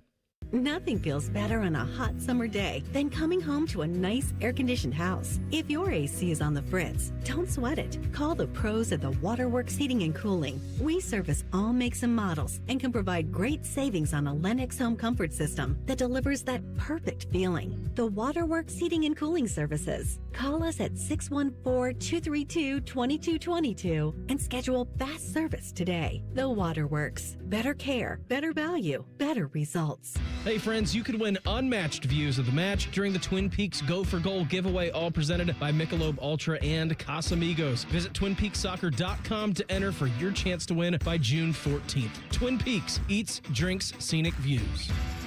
Hey, it's Common Man. Everybody's talking about affordability these days, but the good news is you'll find hundreds of vehicles that fit your budget at GoGermain.com. Drive home in a new sedan starting at just $139 a month. New SUVs from only $189 a month, or a truck for as low as $329. Plus, choose from over 1,700 new and pre-owned vehicles, all priced under $30K, and it's only at GoGermain.com. And with their $1,000 price promise, no one's going to sell you a car for less. Go see my friends today. GoGermain.com. Delaware County Veterans Services is ready to help you access VA benefits, emergency financial assistance, dental and medical grants, transportation, and more. Give Delaware County Veterans Services a call, 740-833-2010 to schedule an appointment. Hey, it's Bo Bishop here. If you've been thinking about an RV, now is the time at RCD RV. They've got over 850 RVs in stock, motorhomes, fifth wheels, travel trailers from trusted brands like Cougar, Georgetown, Springdale, Forest River, and Salem. Trade values are sky high right now, and every RV purchase from RCD RV comes with a $500 ODNR gift card for your next Ohio State Park getaway. This limited time event ends June 27th, so don't wait.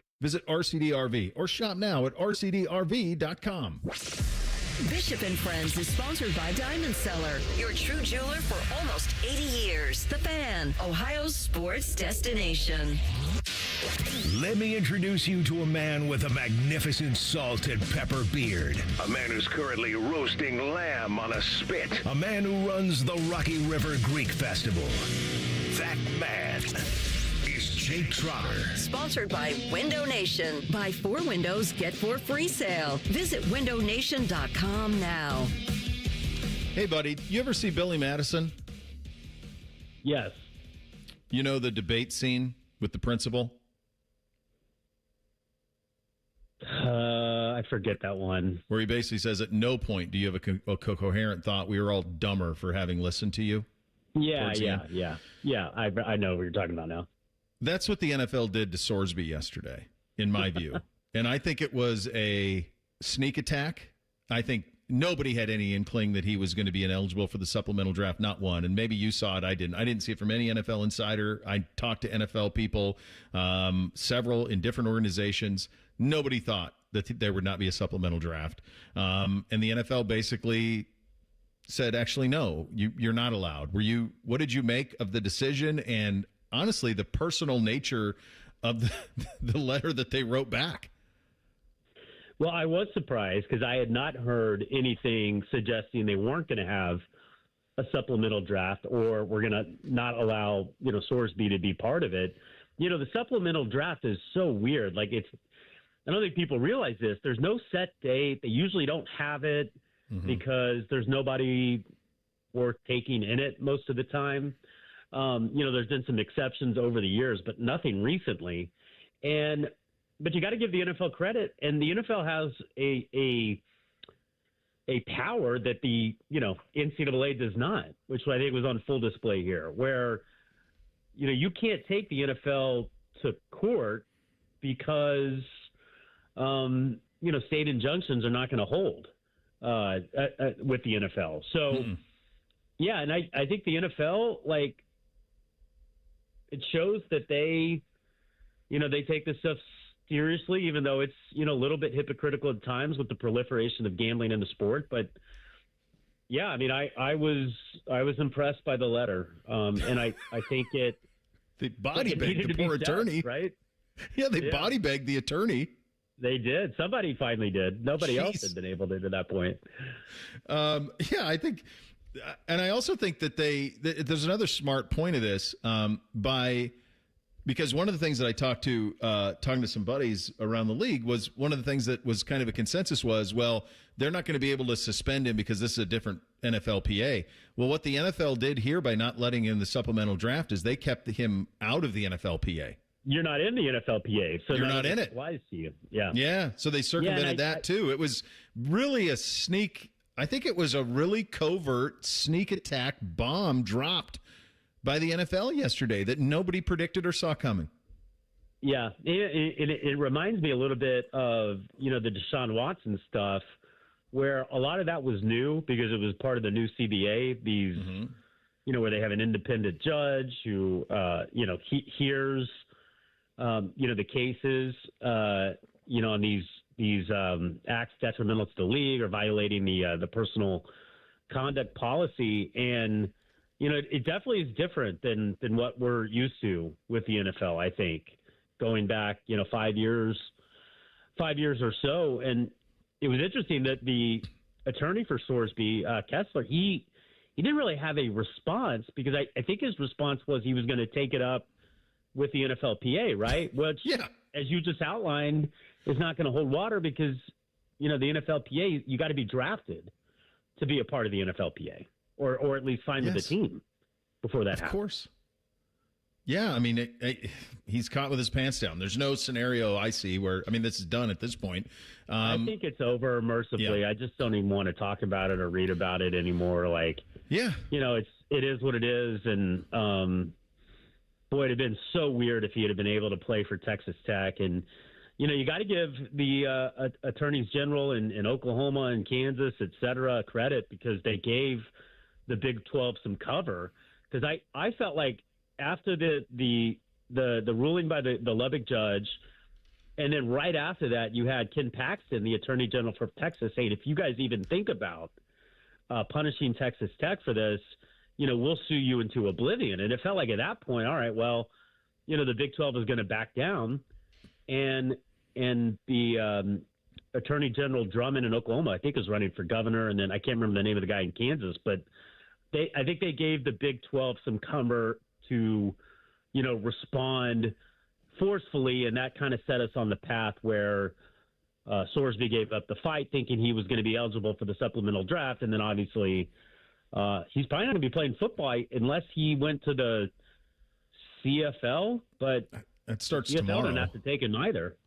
No, and their first games are tomorrow. He certainly, I guess he could. They would take him for sure. Okay. Yeah, it starts tomorrow. So I don't know if you want to go down that road. My pitch, and Bake actually had a good idea. I think it's a smart one. Like maybe it's JUCO, maybe he goes JUCO, and then he's got the $5 billion from Texas Tech. He made nearly $1 million at Cincinnati last year. He can hire a private coach, quarterback coach, and he can play football JUCO. Maybe that's the path, because here's the thing that I believe absolutely. I believe he would have went higher in a supplemental draft in July that he's going to go next year in the NFL draft. I think the best thing he could do is lay low right now and go through the treatment. And the NFL outlined this, and remember they said the same thing about Watson. Like, you didn't show any remorse. Yeah, they're big on that now. Yeah, they are. And so, like, I think he needs to, lay low, go through his treatment, show remorse, work out. It's not going to be helpful that he doesn't play this year. But I think considering the alternatives, I think the best path for him is to just go disappear for a little while, show contrition, and then, because as a society, and especially football society, are pretty forgiving of just about anything if you show remorse and if you own up to what you did. And, he hasn't really gone through that process yet and really tried to circumvent it, as the NFL letter from general counsel pointed out. So if I were him, or if I was advising him, I would just say, go somewhere, work on your game, work on your addiction, and come back, next winter for the combine ready to go. Is there a lesson here for the NCAA that actually some of the stuff is enforceable if they're just not selfish? And by the NCAA, I'm not referring to the actual NCAA institution. I'm talking about the member institutions, the schools, the conferences, the coaches. No, it's the coaches, and it's the schools, and it's the universities. I always make that distinction on the show here because I think some people think the NCAA are this army of Pinkertons who are ruling everything. They're not. They're representing the presidents in the universities and the conferences. That's their job. So if that happened, there actually are rules, and if you actually all just followed them, a lot of this stuff would kind of go away. All this stuff is solvable. All the issues that plague college sports right now, they're all solvable, but nobody wants to solve them because, it would require, financial sacrifices potentially. It would require giving up some power in some cases, and nobody wants to do that. So we're just going to continue down this path where we just have stupid thing one after the next plaguing the sport. But if, you have, I think this is another example. There's a model for college sports to follow, and it's the NFL. Mm-hmm. And, right it's not like you have to reinvent the wheel. You could just emulate what the NFL does, but it would require some tough decisions. It would require some sacrifice and the relinquishing of power, and nobody's going to do that. It's just not going to happen. So, again, I think we're going to be in a never-ending quagmire, and who knows what the next thing that's going to pop up that's going to resemble the Sorsby case. I want to ask you a football one because we've had some fun. The Athletic put out a list of why the 90s was the best era ever of college football in conjunction with the World Cup and all of this stuff, and we've had some fun with it this week on the show. And they were going. Stuart Mandel, I think, had his 15 best teams of the 90s, and he had Nebraska number one. And I've always said 95 Nebraska is the most dominant. 95 Nebraska, best college football team I've ever seen by 100 miles. And when you look at their scores that year, it buttresses that point. The closest anybody got was in 14, but they won 3 titles in the 90s. You're from that sort of area, and the Nebraska-Oklahoma game is a massive rivalry game historically. Nebraska is almost like a time capsule, a museum program in every way. How did that thing go so far off the rails to the point of where I don't think there's any scenario where they ever get back to anywhere in the vicinity of where they were? Have you seen their non-conference schedule this year? I haven't even looked. They're so irrelevant.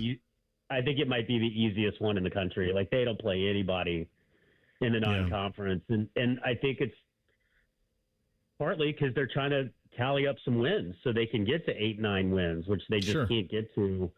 Yeah, they are. I don't know that they're going to ever be able to get it back. They have everything you would want except, an in-state talent pool, but they're just not able to get it together. And I was kind of skeptical of Oklahoma and the SEC. They've sort of overcome that, at least so far, at least last year, to get to the playoff. And Nebraska just hasn't been able to. And you got to get good players, and they just haven't been able to get enough good players. And some of the big wins they've had, including at the quarterback position recently, just haven't panned out. So they kind of look like they're going to be what they've been, which is semi 500. Mm-hmm.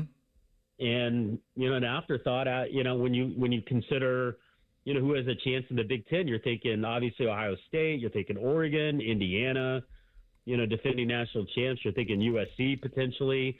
Iowa, I think, has a really solid team again. Mm-hmm. You can't count out Michigan, Penn State. Like, I just named 8 teams before you even think about Nebraska in the Big Ten. They're not even Iowa. They're not Iowa. Iowa is a superior program to Nebraska, and they've proven that on the field because I don't know if that's a rivalry game. They've tried to make it one, but Iowa's dominated that game. Yeah. Yeah, it's crazy because I think it's cooked. I don't think it ever comes back. I think they're one of those programs you dig up a time capsule and you're like, you can't believe that this is what they were. Who were the top 3 in the 90s, by the way? Well, they screwed it up. So you had 95 Nebraska number 1, which I think you and I would co-sign. Yeah. And then they had number 2, 91 Washington, which was the Steve Empman. Undefeated, yeah. They were not number 2, would not have been number 2 on my list. And then they had number 3 was 91 Miami. And those two teams split that national title. So I thought they didn't give much respect to 99 Florida State. Florida? 96 Florida was really good. 99 Florida State, which was undefeated. That's Peter Warwick, and that team was just loaded. And they had them at 8. 94 Penn State, which was really good, but didn't get a share of a national title. They were, I think, 4th or 5th. But they did go undefeated and have the awesome trio of Kerry Collins, Kajana, and was that Kyle Brady. Well, and Bobby Ingram was on that team too. Yeah. Bobby Ingram. Yep. Yeah. Loaded. Yeah. Fun. It's fun. All right, buddy. Good chat, pal. Sounds good. Greek Festival this week, so I'm going to be in it. How's the lamb? It's ready to go. Let's ready, go, dude. Let's go, buddy. That's what I'm eating for dinner tomorrow night. I love it. Jake Trotter. Appreciate you, pal. There he goes. Jake Trotter, senior college football writer and reporter at ESPN. We do Thing or Not a Thing up next. Bishop and Friends right here on The Fan. A lot has changed in 30 years, but we're still that old shoe that feels worn in and well-loved. And well, we smell a little, but you've accepted that. The Fan. Amazon Business. Unlock smart business buying with fast, free delivery on millions of items and practical AI innovations that automate repetitive tasks. Learn more at AmazonBusiness.com. There's this thing repair people do nowadays. Mappo's Plumbing. Sure. We do have a dispatch fee. It's $1 zillion. A dispatch fee, a trip charge, going out to your house bill. Bippity Bing Bong Electrical. Our trip charge is a nice new car. But not Apex Pros, the pros who knows. When you call Apex for repairs on your AC, plumbing, or electric, there's no dispatch fee. Thank you for calling Apex Pros. Why would we? Kinda silly to ask for money before we do anything, isn't it? We give you an upfront price only after we know what's really going on. We think it's the right thing to do, instead of... Slappy's AC, electric, plumbing, dry cleaning, haberdashery, and chiropractic. Of course we charge to come out. $1 kajillion, 3 diamond rings, and 2 exotic pets. Apex Pros. Never a dispatch fee. Examples of competitive rates may have been slightly exaggerated. Columbus loves Apex Pros. The pros who knows. ApexPros.com. Common Man and Timmy. Voted America's dumbest show by Marconi voters. Common Man is a Columbus radio legend. And by legend, I mean it's a miracle he hasn't been fired yet. And Timmy is, well, Timmy will complain about anything and everything.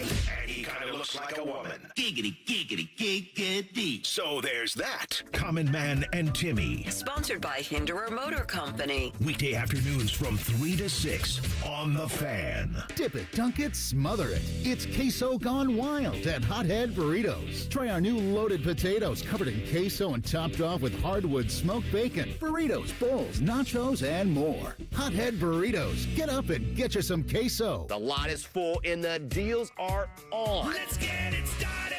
At Lindsay Honda, we're kicking off the summer by giving you cash for your clunker. $3,500 minimum guaranteed for qualifying trade. Trade up to a new 2026 CRV LX all-wheel drive CVT. Now just $339 a month. Or just $259 for a new 2026 Civic LX CVT. Let's get it started. Cash for clunkers is back at Lindsay Honda. Visit lindsayhonda.com for details. This is Corey Sickles with Safe Harbor Retirement Group. When you leave a job, don't leave your 401k.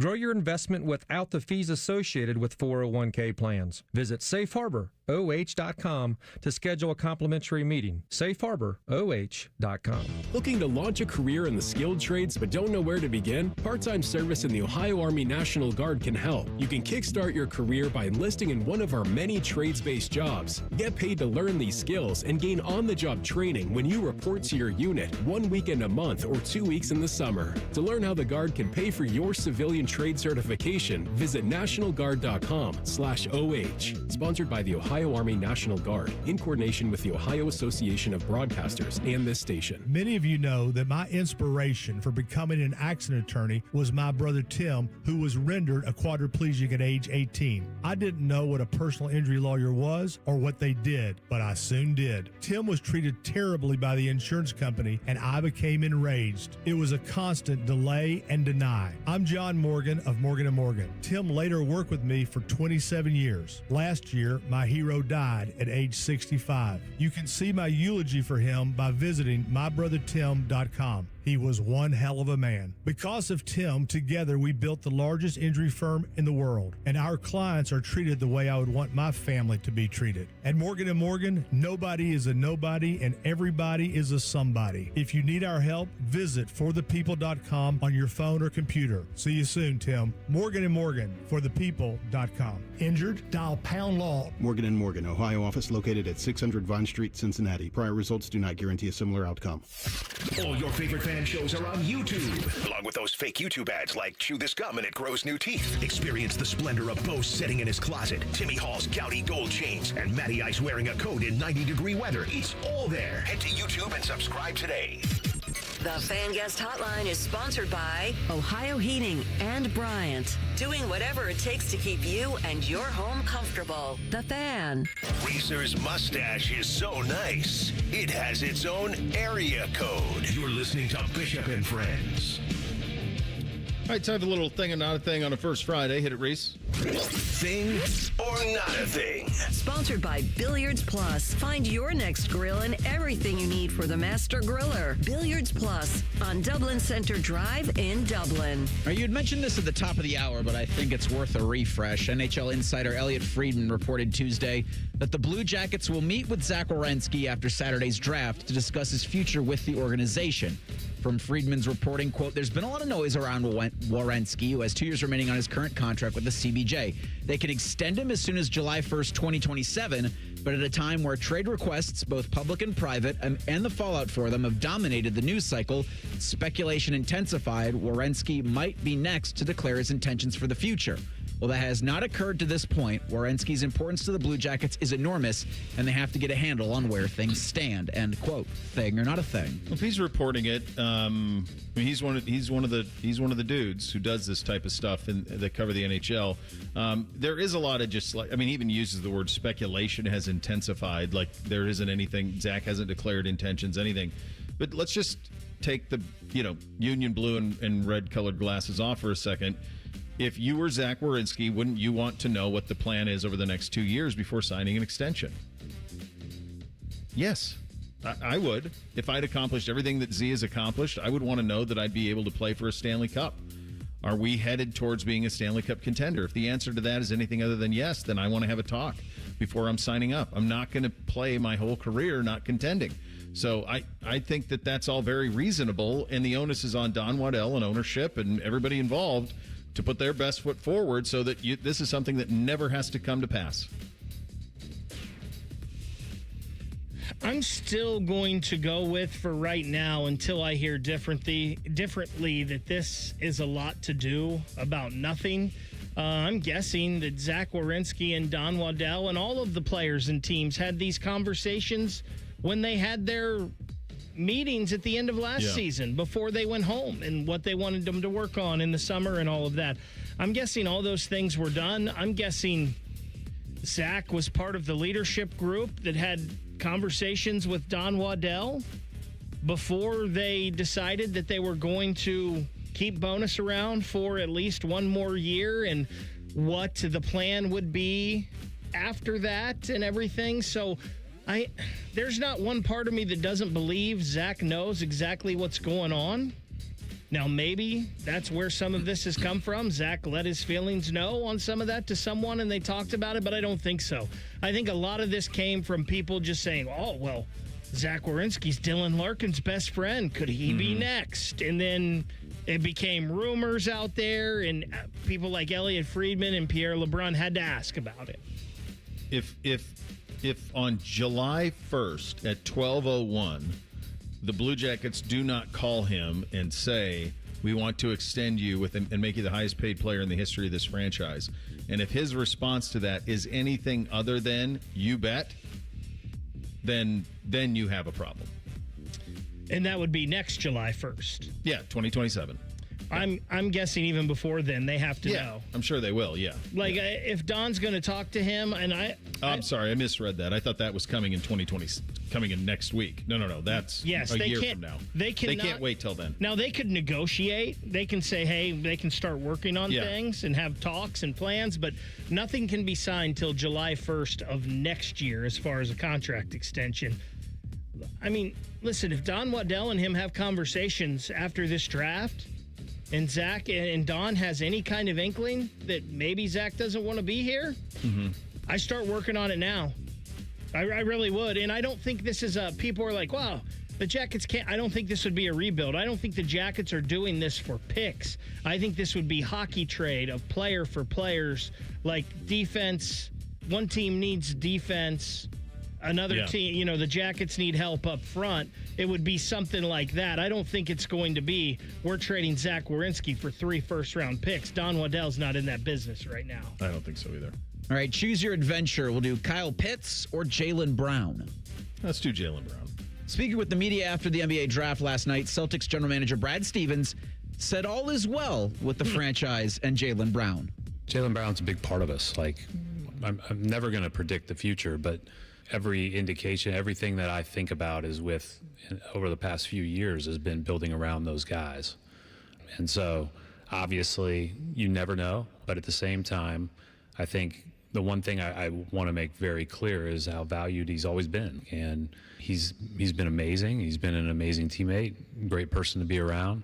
And whether that run ends 10 years from now when he retires or before, there's a lot to celebrate. And we have a great relationship and an open relationship where we talk about everything.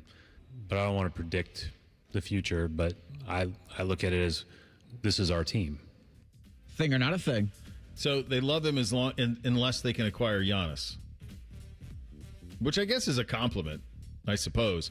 I don't think there's any coming back from this for him. And Chris Mannix reported that the Cavs could have an interest, and potentially they would have an interest in him and Evan Mobley going back. That would have to be some sort of a combo platter because you don't need 3 perimeter guys. So, like, if you're going to trade Mobley and Brown's coming back, it's going to have to be multiple players, and you're going to have to get a big coming back to make all of that work. So, yeah, I don't see any scenario how the Celtics and Brown can come back from it, whatever Brad Stevens has to say.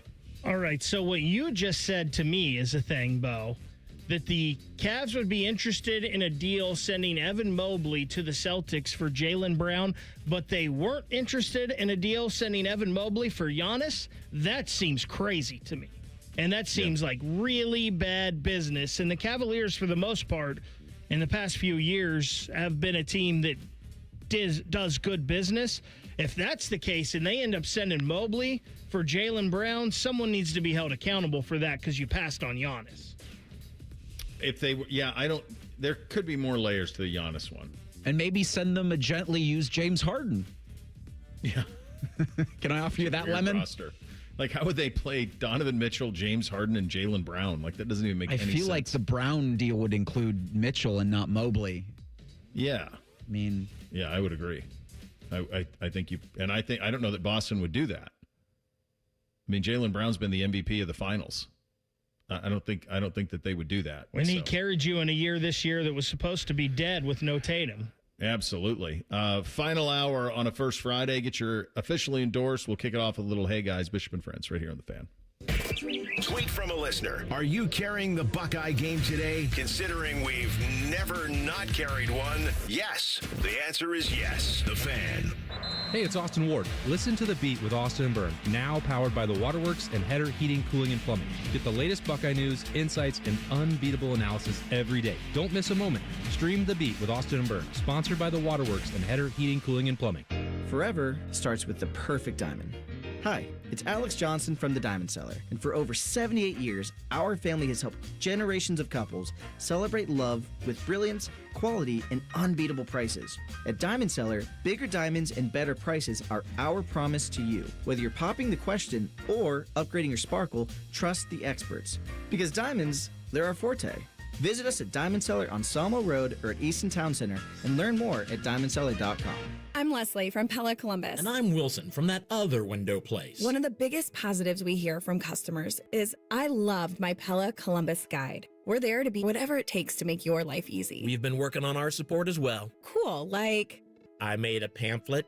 A pamphlet? Double-sided, very thorough. Even put a word search on page 2 with window words like double pane, which is what my mom used to call me. Still calls me. Get the windows that Columbus homeowners rated the leading window brand at PellaColumbus.com. How many of you have had your garage floor done? I'll wait for the answer. Yeah, that's enough. How many of you think it looks like crap? That's because it is crap. One quick call to Comer & Cross Concrete Floor Coatings at 1-800-NEW-FLOOR, and they can install a gleaming new Comer & Cross garage floor in one day. A Comer & Cross garage floor is the gold standard. It's like pulling into a new car showroom every night. And here's the best part.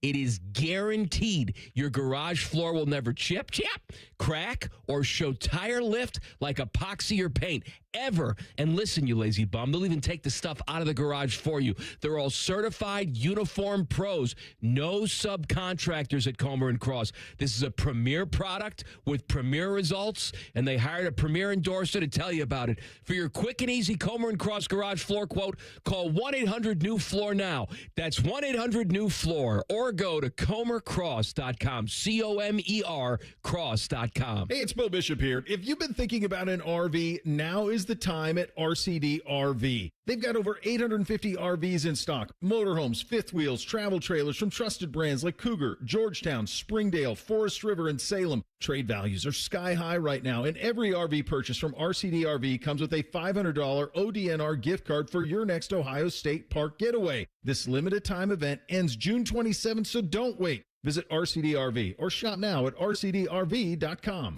Indeed presents hires you can't afford to get wrong, like a hospitality manager at a 5-star hotel. So I just checked into room 318, but someone was in there. Room 318. Oh, you were supposed to be booked in 813, which is now booked. So what do we do? How about rock, paper, scissors for who gets the bid? This is your time for sponsored jobs. This is what happens when you don't sponsor your job on Indeed. Next time, get matched with quality candidates with Indeed sponsored jobs.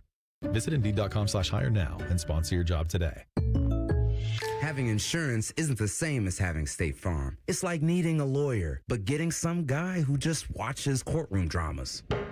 How does the defendant plead? Guilty. Wait, what? Also, objection. You object to what? Erroneous. Counsel, approach the bench. Hey, can I get a whack at the gavel? You wouldn't settle for just any lawyer, so don't settle for just any insurance. Get the real deal with State Farm. Like a good neighbor, State Farm is there. Newman Roofing is proud to sponsor the Fan and 10 TV's Beat the Heat fan drive. Help Ohio's most vulnerable residents deal with the extreme heat this summer. Purchase new box fans and take them to the nearest Franklin County fire station or buy online. For more information, go to lifecarealliance.org. Hi, I'm Patty, founder of Awesome Tex. I started with a big idea to give old clothes a new life by turning them into recycled fibers and threads. Everyone told me that this was going to be impossible. But Chase for Business believed in me. They gave me a lot of guidance from the beginning. Get financial guidance from bankers in the Columbus community and convenient digital tools all in one place. Learn more at chaseforbusiness.com. Make more of what's yours. Real customers compensated. JP Morgan Chase Bank, N.A. member FDIC. Your plate is full every morning thanks to the $6 Tim's Trio from Tim Hortons. Freshly brewed coffee, a hearty breakfast sandwich with a freshly cracked egg, and a daily baked donut. All of that for just $6. Yeah, that is a full plate for sure, but it's one less thing on your plate to worry about. So enjoy it to its fullest. The $6 Tim's Trio, only at your neighborhood Tim Hortons, at participating U.S. restaurants. Broadcasting live from the McDaniel GM Superstore Studios. Driving excellence since 1916. Chevrolet. Together, let's drive. WBNS HD1 Columbus. Good morning. I'm Eric Reeser. For the first time in 10 years, a kid from Columbus heard his name called in the first round of the NBA draft. Texas forward and Afrocentric guard Dalton Swain was selected 15th overall by the Bulls last night. Pickerington Central's Karis LeVert was taken 20th overall by the Pacers back in 2016. Wizards had the top pick last night, picked BYU forward A.J. Dabanza. Canton native and Kansas guard Darren Peterson went second to the Utah Jazz. Second round of the draft tonight at 8. Cavaliers have the fourth pick on Wednesday. That's the 34th overall selection. In baseball, both the Reds and Guardians look to avoid the broom on Wednesday. Cleveland's at Chicago against the White Sox at 2:10. Guardians lost last night 2-1. Now trail the Sox in the AL Central. As for the Reds, Cincinnati hosts Milwaukee tonight at 7:10. Hear that one on the Fan following the Buckeyes show. This update is sponsored by RCD RV Supercenter, located in Heath, Delaware, and Pataskala, or online at rcdrv.com.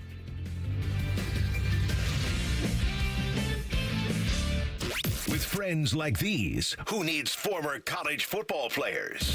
This is Bishop and Friends.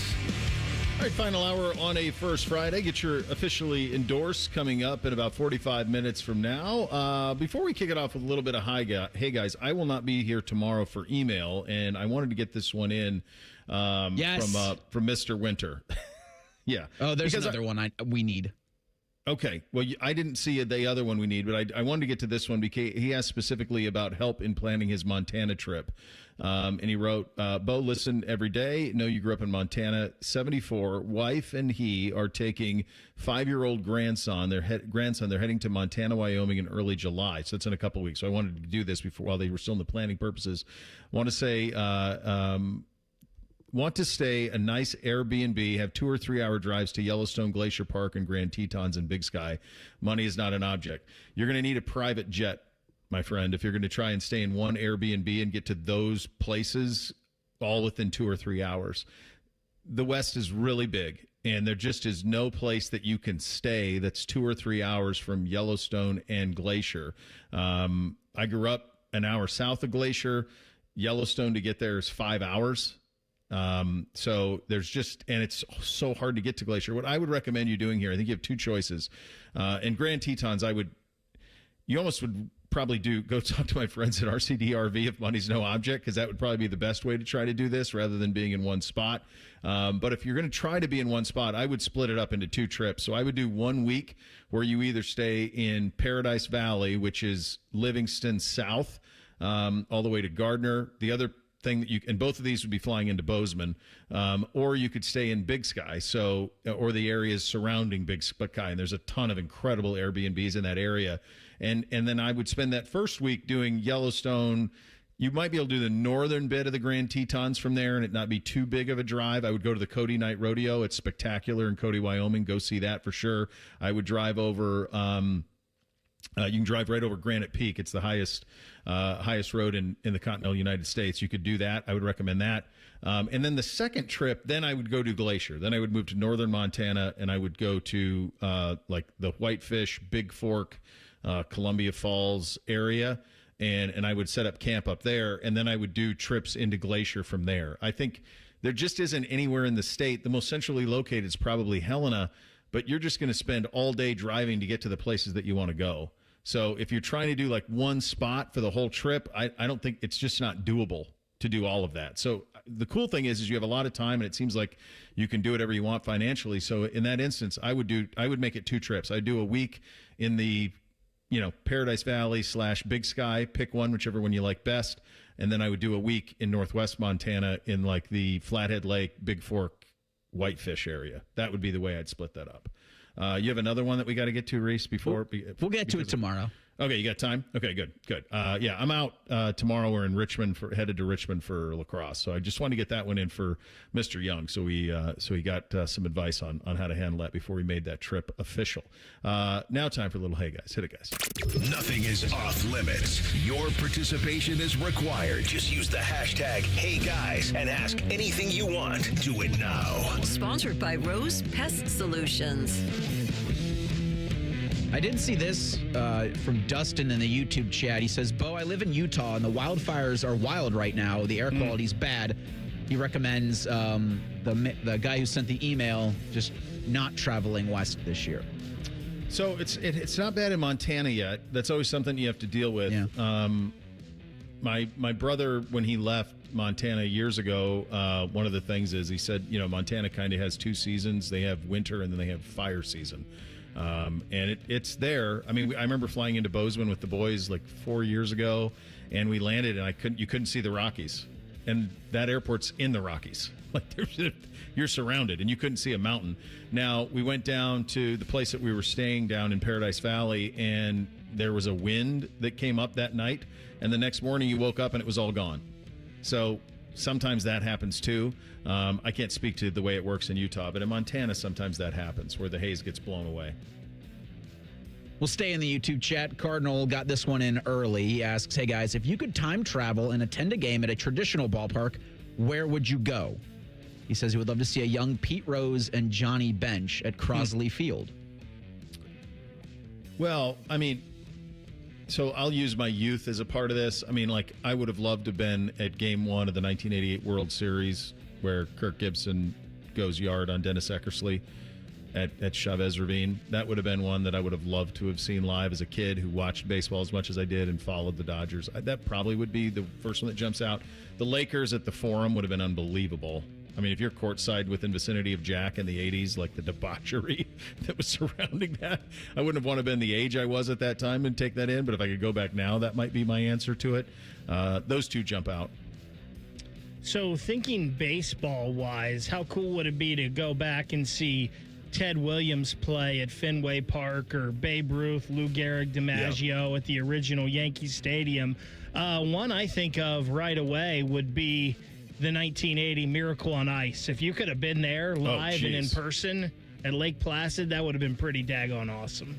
Do you think that's one of those ones where all of a sudden, like, the attendance for that was probably like 3,000, And that'd be my guess. And my hunch is that probably 1.3 million people claim they were there in the vicinity of it, because it just nobody that thing is such a small. You didn't even see it live on TV. You weren't No, there. it's tape delayed. Reese, what would be yours? I have been thinking about the Rose Bowl a lot lately. Not only because I think that's where college football's regular season should end. I think the World Cup really missed out on not having a game there. So the 69 Rose Bowl, which served as a national championship between Ohio State and USC. Yeah. I don't know if you can get any better in terms of games, teams, scenery. Yeah, that'd probably win. Another one, Bo, just made me think of this when we talked tape delay. The 79 national championship game between Bird and Magic would have been pretty special. That was in Salt Lake City, I believe. Pretty sure it was in Salt Lake City. That would have been awesome. Yeah. I've gotten a lot of winning time on my feed for some reason, and I love how they make Indiana look like, because they film it out in California, where you've got rolling hills of Indiana, which I don't think that works like that. Jared on Twitter at 971BFS asks, "Hey guys, isn't it ironic, don't you think, that people now use AI to find the answer to things?" It's a good job out of you, Jared. That is, yeah. Practice. Add that new line for if Alanis ever does that song live. She can just add that. We'll go back to the YouTube chat. Jeff Rimmer's middle half asks, "Hey guys, least favorite food for each of you?"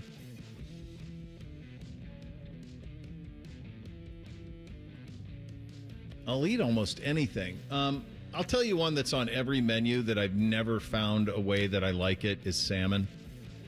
I've tried it every way. I know it's really healthy, and I like other fish. I just don't like salmon, and I've had it a million different ways. I've had it smoked. I have people, it's just because it's not this, or try sockeye, try whatever. Like, there's something about salmon that just has never, ever worked for me. I've tried it every way that you can try it. I've ordered it at great places. I've ordered it. I've tried to do it myself. My family lives in Seattle, and we'll do bets on Buckeye Washington games, and I'll have to send them Buckeyes, and they'll send me smoked salmon back, and I get it and I try it, and I'm like, yep, nope, not it. I just can't. That's probably the one. But I'll eat almost anything. There's nothing that I can think of that makes me like Bootsy eating fish, where he starts regurgitating before it even hits his lips. Well, that's interesting you say that about salmon, because I enjoy fish as well, but salmon's like, yeah, I can do it, but it's just not. I'm not going out of my way ever to. There's a lot of things that I do not like eating or enjoy, but probably number one on the list is peas. I think peas are terrible. They're awful. Gross. Peas? Like all of them, or just do you like split pea soup? Not all of them. Gross. Get them out of here. I don't want them. That's amazing. The peas taking shrapnel, Reese. What's your answer to that? I can do anything but black licorice. Oh. So you get the Jelly Bellies always used to get me, because those, I don't know why you would want to do a jelly bean black licorice flavor. If you just want black licorice, just have that. You don't need to disguise a quality jelly bean. Similarly with absinthe or anything else that tastes licorice. Jaeger's almost too licorice-y. How'd you get through OU without drinking Jaeger? So I've got an answer to that when I read SK's Hey Guys here in a sec. All right. Very good. So you have that to look forward to. Keep getting your Hey Guys questions in at 971BFS. We'll continue after this quick timeout. Bishop and Friends right here on The Fan. All the 10 TV people come over to our side of the building to take a deuce. That should tell you something about how we operate. The Fan. Hey, what's up? It's T-Bone. Tired of snoring? Sleep Better Columbus can help with a custom mouthpiece that opens your airway and stops the snoring. No mask, no noise. Call 1-800-MORE-SLEEP or visit sleepbettercolumbus.com today. Stop snoring, sleep better, live better. I need a small order of sheet metal to repair something in the shop. It's not much, but can you help me out? At Metal Supermarkets, no order is too small. Wait, really? Yep. What about small home projects? Yep. For a car I'm working on? Yep. Any kind of metal? Yep. Cut to size? Yep. With no minimum order? Yep. How about 1,000 cut pieces of aluminum flat bar? Yep. Choose from over 8,000 types, shapes, and grades of metal in any quantity you need. And yes, we're serious. Any metal, any size, ready fast. Locally owned on Wilson Road. Performance matters in intimate moments. Don't let ED ruin them. This is Jeff for Tri-State Men's Health, and I want to assure you that if you're like the vast majority of guys, you don't have to suffer with ED anymore. In fact, you might be pleasantly surprised at how the right treatments could positively impact your love life. At Tri-State Men's Health, our advanced medical therapies go far beyond pills. We have treatments that are effective in well over 90% of cases, and we offer specific and combinative treatments that can dramatically enhance both your performance and your stamina. You could even last up to an hour or more and bring a far greater level of intimacy to both you and the one you love, perhaps performing like you haven't in years. So call us today and find out why our advanced treatment strategies offer so much more. Your first visit is just $99 and gets you blood work, a medical consult, and if medically advised, a test dose. And if that test dose doesn't work in the office, your visit is free. Call 800-900-9654 or go to tristatemenshealth.com. Tri-State Men's Health, advanced medical science to improve men's lives. High energy bills? Your HVAC system could be the reason. Save up to $2,000 on a new HVAC system with Columbus Worthington Air. Smart homeowners know an old air conditioner can cost you more every month. Don't let it drain your wallet. Upgrade to efficient, reliable comfort with payment options that fit your budget. Backed by our exceptional service guarantee. Columbus Worthington Air and Bryant Heating and Cooling. Whatever it takes. Visit cwaohio.com/radio for details, terms, and conditions. License number 47543. Common Man and Timmy. Voted America's dumbest show by Marconi voters. Common Man is a Columbus radio legend. And by legend, I mean it's a miracle he hasn't been fired yet. And Timmy is, well, Timmy will complain about anything and everything. And he kind of looks like a woman. Giggity, giggity, giggity. So there's that. Common Man and Timmy. Sponsored by Hinderer Motor Company. Weekday afternoons from 3 to 6 on The Fan. Hey, it's T-Bone again. Sleep apnea doesn't have to rule your nights. Sleep Better Columbus has been treating snoring and sleep apnea for over 15 years with proven results and now has an office open in Marysville. Call 1-800-MORE-SLEEP or go to sleepbettercolumbus.com. Stop snoring, sleep better, live better. When you first saw her, she was out walking her dog. You didn't notice her at first, but when you finally did, it was too late. Because at that moment, you were speeding. She was out walking her dog and only had a second to let go of the leash. Your foot was on the gas, and her life was on the line. Speeding catches up with you. Paid for by NHTSA. Hello, it's John Kozik, founder and president of TurboTrack Realty, and I buy real estate as is fast for cash. Give us a call today for an all-cash offer at 614-470-2000, 614-470-2000. I buy vacant properties, inherited homes, divorce situations, death in the family, apartment buildings, commercial properties. I even buy my tenants won't pay me the rent houses. Give us a call today for an all-cash offer at 614-470-2000, 614-470-2000. Tyvis Powell is a contradiction. He'll police the food you have on your plate and shame you into dieting. Also, he has a burner Uber Eats account so his wife doesn't know what he's eating. T-Bone and Tyvis. Weekday mornings at 6. The Fan. Fan weather. From the Logan AC and Heat Services Weather Center. A beautiful day ahead with mostly sunny skies and temperatures in the low 80s. And then for tonight, partly cloudy overnight with lows in the 60s. We'll have a couple of chances on and off of showers and storms throughout the day on Thursday in the morning and then later on in the day. Otherwise, it'll be breezy and partly sunny with highs in the mid to low 80s. For The Fan, I'm meteorologist Meredith Garfolo with the 10 Weather Impact Forecast.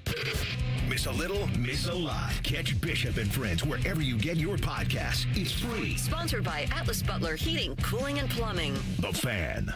Taking the art of sports radio and day drinking to a whole new level. You're listening to Bishop and Friends. When you've been around for a while, you learn a few things. I know radio, but for pests like ants or termites, I turn to my friends at Rose Pest Solutions. Over 165 years of experience, they've mastered their craft. The nation's oldest family-owned pest control company. The pros from Rose protect Columbus homes and businesses with expert pest prevention and treatment. Got a pest problem? Rose is the solution. Call 800-966-ROSE or visit rosepestsolutions.com. Back to the Hey Guys we go. Go ahead, Reese. And back to the YouTube chat. So SK has a question in regards to America's 250. Okay. Referencing the time capsule. If you were to bury a time capsule for future generations to uncover, what items would you include to represent yourself? Now, Baker had asked, because I don't like black licorice, what did I do in college without Jägermeister? Yeah. Well, we had Four Loko with caffeine in it. So in the time capsule, I would find the fully caffeinated, or at least a can a fully caffeinated Four Loko. I would try to find one because the FDA banned them. Because, What is Four Loko? I don't know what that is. It's just malt liquor, and they made it fruity and then added caffeine to it. Okay. The urban legend is that Ohio State frat bros made it in their bathtub. Oh, wow. How about that? Well, it's interesting. Like when you think about time capsuling, right? I mean, unfortunately, it would be a phone. Like that would be, because they're just become such a part of life now, unfortunately. That would probably be a part of it.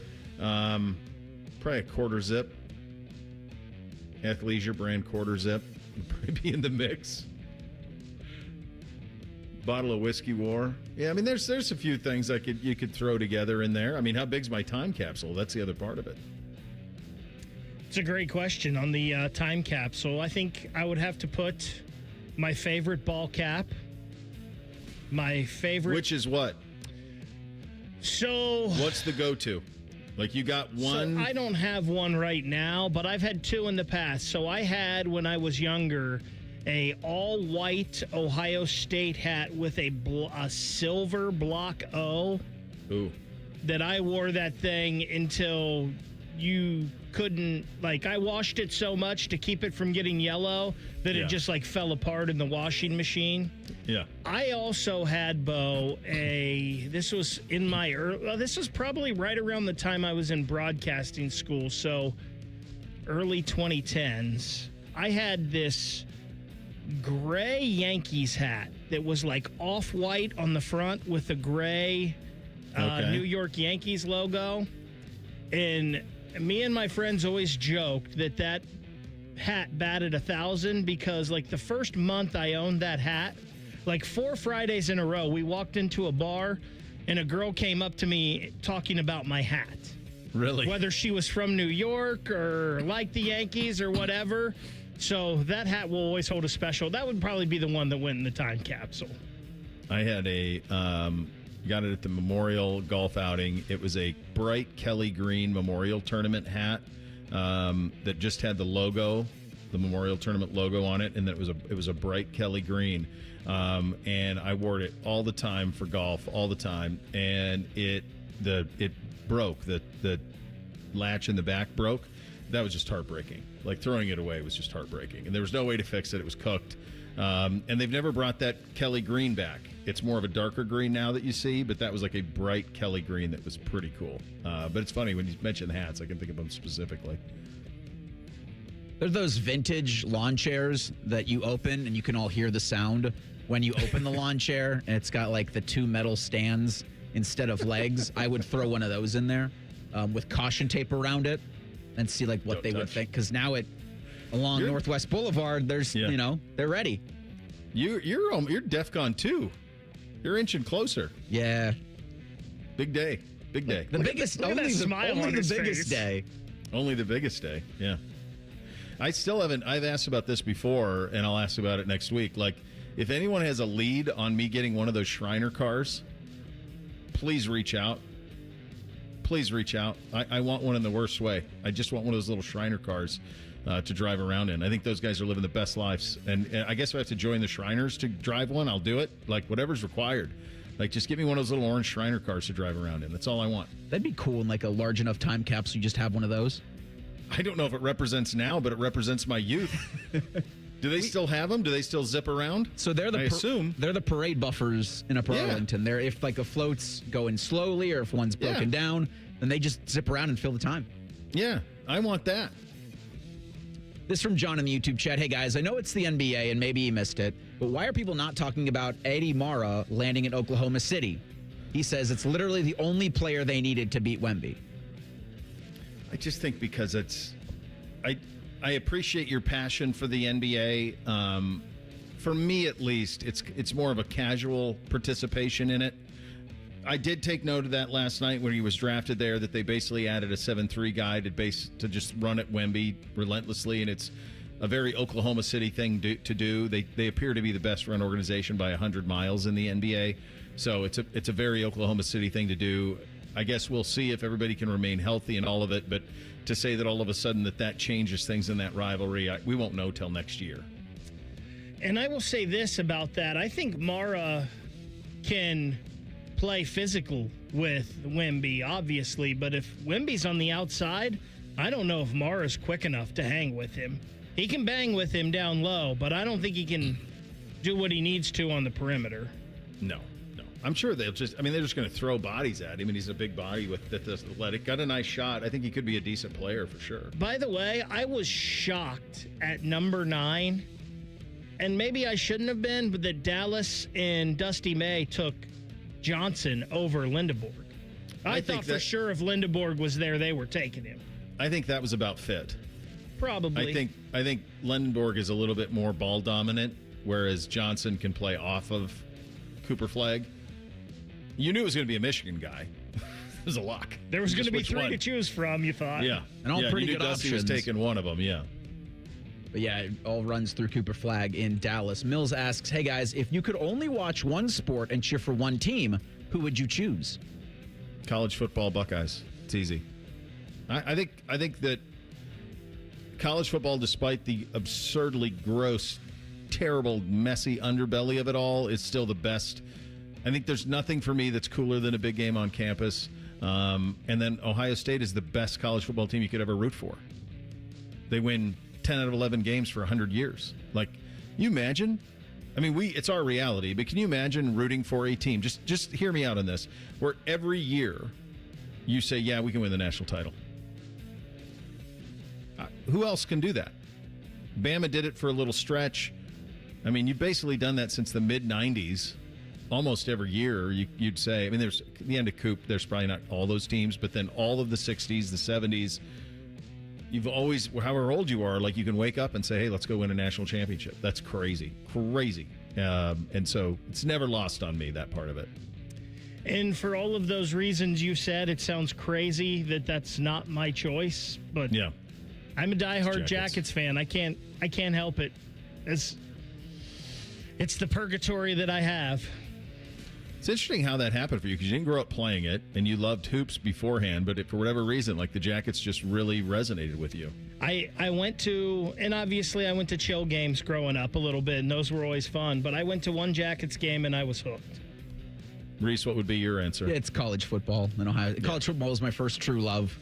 That's why it's so tough when you see like private equity, because like you're trying to steal or you're trying to purchase something that I love so much and make it awful.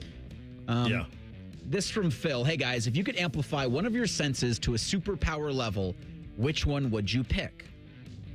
Well, right now it would be my sense of smell, because I have very limited. So I'd like to have that back. You go from a 0 to a 10 would be something. Really sniff it out would be pretty cool. You just want normal. You don't want superpower. I just want normal. I just want peanut butter and coffee and feces to not all smell the same, which is where I'm at now. I would say, I mean, probably wouldn't it be the sense of strength? That's a sense, right? It's pretty cool. Sight, hearing, smell, taste, and touch. And if you're going to have some fun, seeing dead people. Oh, then I would go sight. Like that'd be pretty cool to like be able to see something like 10 miles away. Think what I could make as a weather person. Yeah, I think it's sight. Like, what is it they say? Like an eagle or a hawk or whatever be flying thousands of feet in the air and see like a mouse on the ground clearly. And so, yeah, I think it's sight for me. Yeah. I'd pick taste and just go be a sommelier and live in California. That'd be pretty good. Like that's pretty good. That's next level chess out of you. I would try. I would like work for a decade and build myself to like the best palate in the world, and then I would 180 and just make up things. Well, the crazy thing is, Reese, you'd have the best palate in the world from Jump Street. Yep. So you'd have superpower right away. So you could just set up shop in Healdsburg or Sonoma, and just camp there. Yeah, you could just camp there and live your... Yeah, you absolutely could do that. So, Bo, I have a question for you on this smell. Yeah. So, did you like peanut butter, or do you like peanut butter? Yeah, it's fine. So, has this smell thing, because you said it smells the same as feces, has that changed things for you? Because growing up, my cousin was colorblind, and peanut butter was green, and he would not eat peanut butter because it was green. A little, like I'm not as I don't eat peanut butter regularly, but like honestly, the one that it's the hardest is with coffee. Now, I have to also tell you this. I'm doing my best to kind of explain this. Like, none of it is a bad smell. So, like, feces doesn't smell bad anymore. It just smells like coffee and peanut butter. It's the craziest thing. I don't know how to. I don't know. That's it, though. That's where we're at. Like, I can't.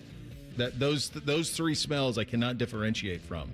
And there's other things that taste incredibly different than they used to. I can't taste layers of flavors anymore. Like, even a beer doesn't taste the way beer used to taste to me. Speaking of smells, they just did like a food drop out here, and it is like intoxicated in here. I don't know how that's happening, but it smells so what good. is it? What is it? Oh, what do you got? Pub and Patio on Lane. Oh, that's going to be good. Yeah, that's going to be good. Well, I tell you what, I'm going to talk to Dalton Wasserman, and then you guys can go get some snacks.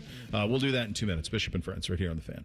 Hey, it's Common Man. Everybody's talking about affordability these days, but the good news is you'll find hundreds of vehicles that fit your budget at GoGermain.com. Drive home in a new sedan starting at just $139 a month. New SUVs from only $189 a month, or a truck for as low as $329. Plus, choose from over 1,700 new and pre-owned vehicles, all priced under $30K, and it's only at GoGermain.com. And with their $1,000 price promise, no one's going to sell you a car for less. Go see my friends today. GoGermain.com. Celebrate Star Spangled Savings with Logan Services. Right now, save up to $3,000 on a qualifying train system. It's hard to stop a train. Free same-day estimates, next-day installation. Logan Services. Indeed presents hires you can't afford to get wrong, like a hospitality manager at a 5-star hotel. So I just checked into room 318, but someone was in there. Room 318. Oh, you were supposed to be booked in 813, which is now booked. So what do we do? How about rock, paper, scissors for who gets the bed? This is your time for sponsored jobs. This is what happens when you don't sponsor your job on Indeed. Next time, get matched with quality candidates with Indeed sponsored jobs. Visit Indeed.com/hire now and sponsor your job today. Having insurance isn't the same as having State Farm. It's like needing a lawyer, but getting some guy who just watches courtroom dramas. How does the defendant plead? Guilty. Wait, what? Also, objection. You object to what? Erroneous. Counsel, approach the bench. Hey, can I get a whack at the gavel? You wouldn't settle for just any lawyer, so don't settle for just any insurance. Get the real deal with State Farm. Like a good neighbor, State Farm is there. Take strokes off your game by taking pounds off your frame with Awaken 180. Increase flexibility, strength, and endurance. Breaking 100, 90, even 80 could be just 40 pounds away. Results this summer with the solution for weight loss. Awaken180weightloss.com. Bishop and Friends is sponsored by Diamond Seller, your true jeweler for almost 80 years. The Fan, Ohio's sports destination. Distilled sports discussion served in light beer quantities. You're listening to Bishop and Friends. All right, let's head out on the Brian Heating Cooling Systems fan guest hotline. Conversation with our good buddy Dalton Wasserman, host of the Preferred Walk-On College Football Show, and he joins us. Dalton, thanks so much for the time. Were you, well, I know that the answer to this is yes, because everybody in every layer of the sport was shocked at how the NFL's response to Brendan Sorsby yesterday. I guess, how shocked were you that the NFL laid the hammer down the way they did? I mean, a bit surprised, but I certainly understand their reasoning, right, in the letter that they sent to Sorsby and his camp, and that it just everything happened so quickly, right? In the NFL, maybe they had time to vet it. You know, there's been an argument about, okay, well, if the deadline was the deadline and they got it in before, then why isn't there enough time to look at it? But I understand with such a, you know, kind of a critical case to the integrity of the game, I could see where they felt like they were short on time on that. And look, the league has full autonomy to do as they want with the supplemental draft, whether they want to have it or not. There's parts of it to me that kind of read like an unofficial 1-year suspension, but we'll see where it goes from here, because obviously Sorsby's camp isn't done fighting about it. It read to me like the principal and Billy Madison. Like, that's what it read like to me, is here's your spanking, now go away. It was kind of personal with the attorney, which I thought was really pointed and really direct. And I think that the sneak attack nature of this was done on purpose because, Dalton, as you know, this prevents them. He's not in the CBA. He's not going to be able to go to the union for help on this because he's not a member of it. So there is no get out of jail free card for him on that side of it. I'm wondering where you are in the sense of college football. Maybe there's a lesson here that when you all band together on something, even if there is a court loss, you actually can enforce some of the rules that you have, albeit in this case, they needed help from the NFL for it finally to reach its conclusion. Well, I think the problem is that the power structure at the college football level is a train wreck. I mean, the NCAA really never did much of anything to prevent all of this happening. And, they tried to lay down the law, but as always, they're beat down by some local court at some point. And it really took the Big 12 threatening to sue Texas Tech and really put the entire integrity of the conference and Texas Tech's program, into play here with this Sorsby thing. So I just think it's kind of the same old thing we've had for a few years now in college football, where it's just nobody knows who's in charge. Nobody knows how to enforce, any sort of set of rules anymore. And this is what you get, is just absolute chaos that gets figured out on the fly. What if you're him, if you were advising him, and I think this goes away. I don't think they have any, I think they're going to I don't think there's any litigation that they'd have a chance, and snowball's chance in hell to win. But if you were advising him, what would you advise him to do? Look, it's clear that the lack of contrition and the continuing to fight against something that was clearly wrong is hurting him now, right? Because the NFL, they didn't get to vet it, but there was clearly a point made that you haven't been held accountable for your actions, right? I mean, in theory, the quickest thing to do would be to go quiet and prepare for next year in some way, whether that's the NFL draft or, honestly, I would consider him entering the UFL draft that comes in January, maybe play a spring ball season in the UFL, and then he'd be eligible to sign next year in training camp. Because, I mean, now, if he was already only a third or fourth round prospect, now you're going to go into a year where you're not playing football at all in the fall. That's not going to raise your stock by any means at all. So there were already questions about his game, and now there's going to be even more coming out of it. So I think the UFL should be fully in consideration for him, or if he wants to prepare for next year's draft, then so be it. But all of this fighting about it, I don't think it's going to make him look any better. No, I don't either, buddy. What type of player was he from an NFL perspective? An athletic, very talented player for sure. A guy who developed over the last few years, obviously playing at Indiana, and then certainly the last 2 years at Cincinnati going into this past year. Athletic player, 235 pounds, who can really run. You've seen some of the comps now, the guys on TV comping him a little bit to Jackson Dart. There's some similarities there, right? He's a vertical passer, a good runner. He wants to make big plays down the field. But to me, he's a guy who still needs to work on his footwork and his pocket presence. And I think the biggest thing is that he's got to perform at a high level against the better teams on his schedule. You even look at this past year, a lot of the teams that were under 500, he played great against. A lot of teams that were the better teams in the Big 12, the winning teams, kind of dialed it back and became an average quarterback in those games. So there's a lot to work on for sure. There is a high ceiling when you look at his athletic potential, but right now, even if he was in this past year's class, I would have put him in that same group with maybe Drew Aller and Cade Klubnik, that third or fourth round range, and that's in a thin quarterback class. Talking to Dalton Wasserman, host of the Preferred Walk-On College Football Show. He joins on the Bryant Heating Cooling Systems Fan Guest Hotline.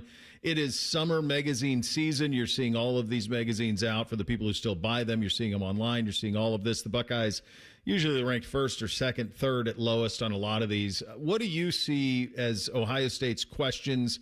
What do you like about the Buckeyes as we're a little more than a month and a half from the start of camp? I mean, I think you have to like that they're stable at some of the key positions, right? You talk about the quarterback, obviously. To me, Julian Sayin is no less than a top 3 quarterback in the country. You've got the best football player in the country at wide receiver in Jeremiah Smith. And Matt Patricia, especially in the back seven. They lost a lot of pieces on their defense, but Matt Patricia's going to have the defense ready to go. I think the questions that I would have for Ohio State, as we've seen in their losses over the last few years, is just in the trenches, right? You look at the offensive line. They're bringing back a lot of big names and a lot of talent. They're going to put the best 5 out there on the field, but they've got to show up in those big games against the Indianas and then against the Oregons and teams in the playoffs, right? And then on their defensive line, look, they lost a lot of pieces, and I think they're going to be fine when it comes to stopping the run. They got a lot of big bodies, but I need to see who's going to emerge as that premier pass rusher like they had with Jack Sawyer 2 years ago, with Caden Curry last year. Is Kenyatta Jackson going to take another step? So to me, the questions, if I have, even very few of them about Ohio State, they're in the trenches. So I want to go back. You had Sayin as a top 3 quarterback. That's how I view him as well. But a lot of the stuff that I've seen from a draft perspective does not have him as one of the top 5 prospects in college football next year. I don't get it. I don't see it. Where is that coming from? And how do you view Sayin transferring to the next level, whether that be next year or the year after?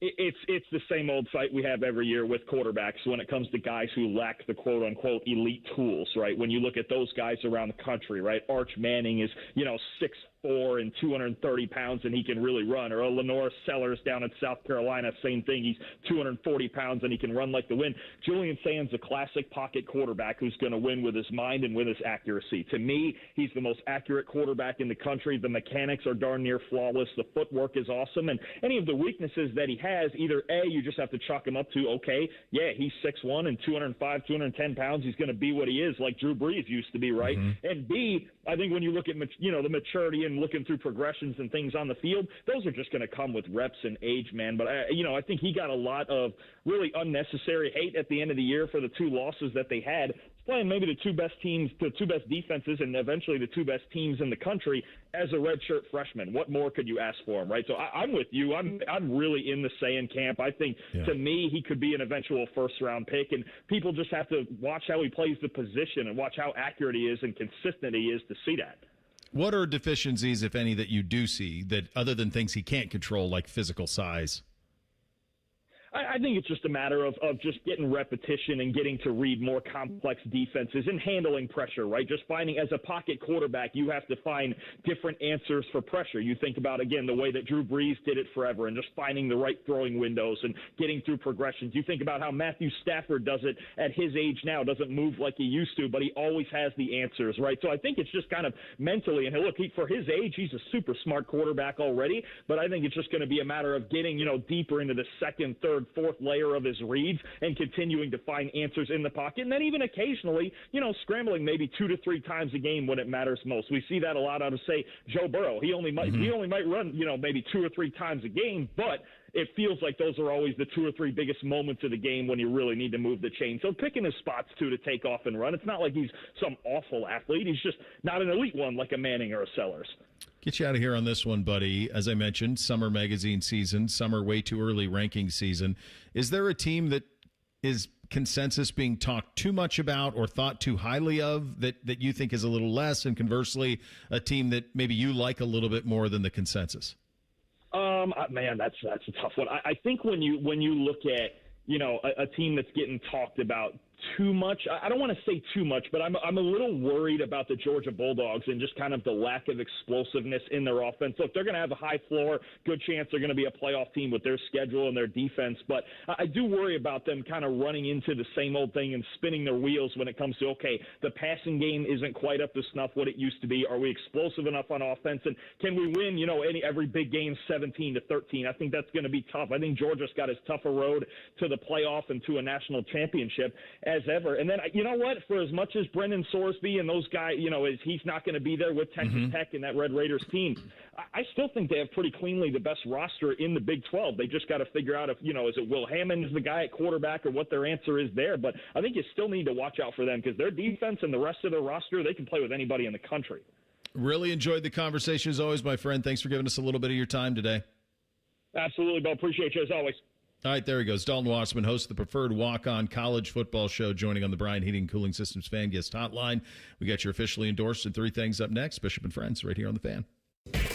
Tweet from a listener. Are you carrying the Buckeye game today? Considering we've never not carried one, yes. The answer is yes. The Fan. Giving your liver a spring cleaning is easy with Active Liver from New Nordic. Search for Active Liver by New Nordic on Amazon, CVS, Wegmans, or GNC. Fall is a season of change, and Hinderer Motor Company is turning over a new leaf with big savings. This is Justin Hinderer. Right now, any one of our participating locations is paying up to $3,500 over Kelley Blue Book value. That's right. Drive in your current vehicle and leaf with one of ours today. Don't wait. The leaves are falling and so are the prices. At Hinderer Motor Company, we love what moves you. When it's too hot to go out, it's definitely too hot for your AC to go out. The Waterworks Heating and Cooling Pros are here to help. We offer fast repair and AC replacement for any cooling system when you need it. Plus, we're a premier Lennox dealer and can install an energy-efficient system for a great price. Call the Waterworks at 614-232-2222 or visit us online at thewaterworks.com. The Waterworks. Better care, better value, better results. I'm Jeff Hogan. I've been a journalist at 10 TV for more than 20 years. I moved back to Columbus with my beautiful wife and our 2 amazing daughters and our golden retriever, Harley. This community brought me back because this is where I feel connected. Where my daughters were born, this is my home. And that is to say, I don't just report about our community, I belong to it. What happens here affects us all. And that's why we care so deeply about getting it right. And when local journalism is done right, it doesn't sit still. It moves.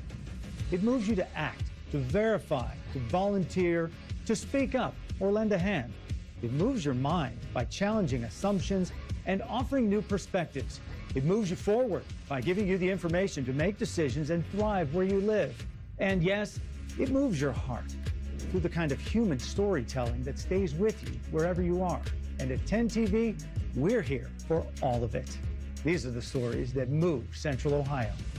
I have a buddy who's going to be popping the question soon. He's planning everything out. He asked me, can you help me out with the ring? I said, of course I can. I've got a guy, Bob Capace from Worthington Jewelers. Now you talk, Bob. Hi, I'm Bob Capace. I'm your guy. Go in, see my friends at Worthington Jewelers, tell them I sent you, and you'll get the true VIP experience. I'll treat them better than I treat you. That's not hard. Worthington Jewelers on High Street in Worthington, worthingtonjewelers.com, where Columbus gets engaged. And tell them Common Man sent you. This 4th of July week, Championship Golf takes center stage in Columbus. From July 2nd through 5th, the 46th U.S. Senior Open Championship comes to Scioto Country Club, where legends of the game meet hallowed grounds that don't play favorites. Feel the energy, the tradition, and the pressure of championship golf at its finest.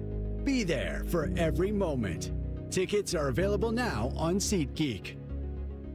Save big money in your next painting project at Menards. Pristine interior paint and primer in one is Dutch Boy's best hiding and most durable paint. It delivers a smooth, elegant finish while providing maximum scuff, stain, and mark resistance. Save big money on Dutch Boy paints and get your painting project started today. Plus, check out our weekly flyer on Menards.com for more great deals happening this week. Save big money at Menards. In the old days when people lived to be 40, you only had one option for listening to your favorite show. But now, ooh, baby, radio, podcast, the Fan app, and YouTube, just to name a few, live or on demand. You have no excuses. The Fan. The Fan Poll is sponsored by JT's Pizza and Pub, home of award-winning pizza and $2 tall boys. All day, every day. Bo knows many people. He talks to the interesting ones on this show. This is Bishop and Friends. Interesting, NHL really sticking their nose deep in the heart of Texas, Austin and Houston. I saw this initially yesterday. Is there something new today on this front? I saw Fish sent us something where they were poking around kind of Houston and Austin as a potential landing spot for an expansion team. First of all, they're going to love that expansion fee on that. Would they need to have two, or would one just work? Probably one. I think if they're expanding, it's going to be two. Now, I just think one of those will be in Texas. I know they've talked about going back to Quebec. I know they've talked about, which makes no sense to me, going back to Atlanta again. Yeah. They have 32 teams in the league right now. If you add a 33rd, you'd have to add a 34th, yeah, you've got to add so two. It's even. Do you need any more markets? I know they just want the money grab. Like, do you really need more markets? Like, are all of these markets supported? Like, for example, like, could you take Quebec? They always have, or not Quebec, Ottawa. I know people in Canada love it, but Jody and I have talked about this before. Like you can get into it's a really small market. Yeah, I mean, honestly, if you want the support, you could probably put another team in the Toronto area. You 100% could, but the Maple Leafs will never. Maple Leafs would be ticked, but yeah, you could never ever allow that. I think it'd be, if you're Austin, it would be cool. That city is certainly big enough and cosmopolitan enough to handle it. Yeah, it's going to be interesting to see. And a lot of people would be like, "Well, it's a non-traditional hockey market." Well, neither was Florida, and Florida's been doing pretty well. As long as they stop talking about Atlanta. Yeah, Atlanta's a non-starter. You've You've tried lost twice. 2 teams. Like, it's enough. Just stop. It's enough. It's enough with them. What do you have in the poll today, Reese? The Daily Fan Poll, sponsored by JT's Pizza and Pub. It asks, what should the top priority be for the CBJ this offseason? Your options: extend Adam Fantilli, add a top scoring forward, decide on Elvis. Right now, 80% say add a top scoring forward should be the top priority for the Jackets this offseason. How do they do that? It would have to be a trade. Yeah, I mean, what's your give back, though? You're going to have to give back something that matters to you if you're going to do that. They could have traded Kent Johnson last summer, and then you could have gotten a lot back, but not now. I think that's where you go, right? Kent Johnson, Dmitry Voronkov, guys like that maybe have something. I don't think they would trade Jackson Smith, the kid they drafted last year with the 14th overall pick. But yeah, it's going to have to be. You're probably not going to like what you have to give up if you're a Jackets fan, but you got to get better somehow. No, it's in these type of markets, you have to build it. You have to build it from within, and you got to get them all. You're never going to be on these lists that Dylan Larkin puts out. That's just, you're not going to be on those lists, so you have to build it yourself, and then perhaps they will come. All right, it is the First Friday. Hit it, fellas. Bishop and Friends present First Friday, officially endorsed, because everyone deserves 2 Fridays. You drink for the wrong reasons. My generation, we drink because it's good, because it feels better than unbuttoning your collar, because we deserve it. We drink because it's what men do. So I'd always looked at the pre-made cocktail section and just thought, how lazy could you possibly be that you need a pre-made cocktail? And then I became a youth travel parent in the summer, and the reality is they are critical to your livelihood. They're so convenient, so money. Our great friends at Whiskey War have a great Midnight Manhattan that I now pack with me all the time. And so if you're looking for something sitting in an absurd hotel lobby that you otherwise would not be at, and you want something other than just liquor on rocks, try the pre-made route. Stop by the two high bank locations, pick them up. They got them ready for you. They even have little travel size ones. Those are money. I have them with me, and they've saved me. I enjoyed it on Saturday in a paper cup at a Hampton Inn, and it'll work for you too if it works for me. Time for 3 things on a First Friday. 1, 2, 1, 2, 3 things. Sponsored by Newman Roofing. For all your roofing, gutter, or siding needs, call Newman Roofing today at 614-NEW-ROOF or visit online at newmanroofing.com. All right, number 1 for me, there are few things more sobering than life than the moment in the week leading into in this instance for me, a distant youth lacrosse tournament that will find me in Richmond, heading there tomorrow. And you open up some absurd app and you see that the possibility for your last game being in the afternoon. And then you start to do the math on what that get back time looks like. And you start to come to the realization that if you're at home by midnight on Sunday, you've won. After a day that starts at 6 a.m., that's a punch in the face, man. That's a brutal punch in the face.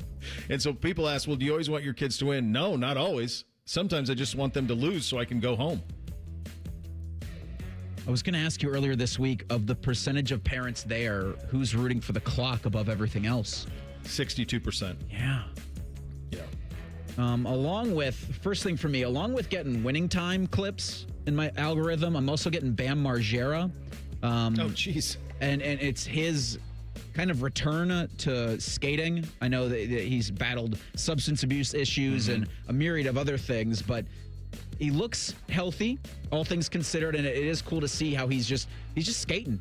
You know, it was one of the things where if you follow his story, he was really kind of one of the first to ever document everything and kind of become the first skating star that appealed to everybody. Obviously, the Viva La Bam was one of the first kind of wacky reality shows. And I also see he's going to be part of a new Jackass movie that's going to be in theaters this week. Wow. And I do wonder, to that point, do we need another Jackass movie? You don't.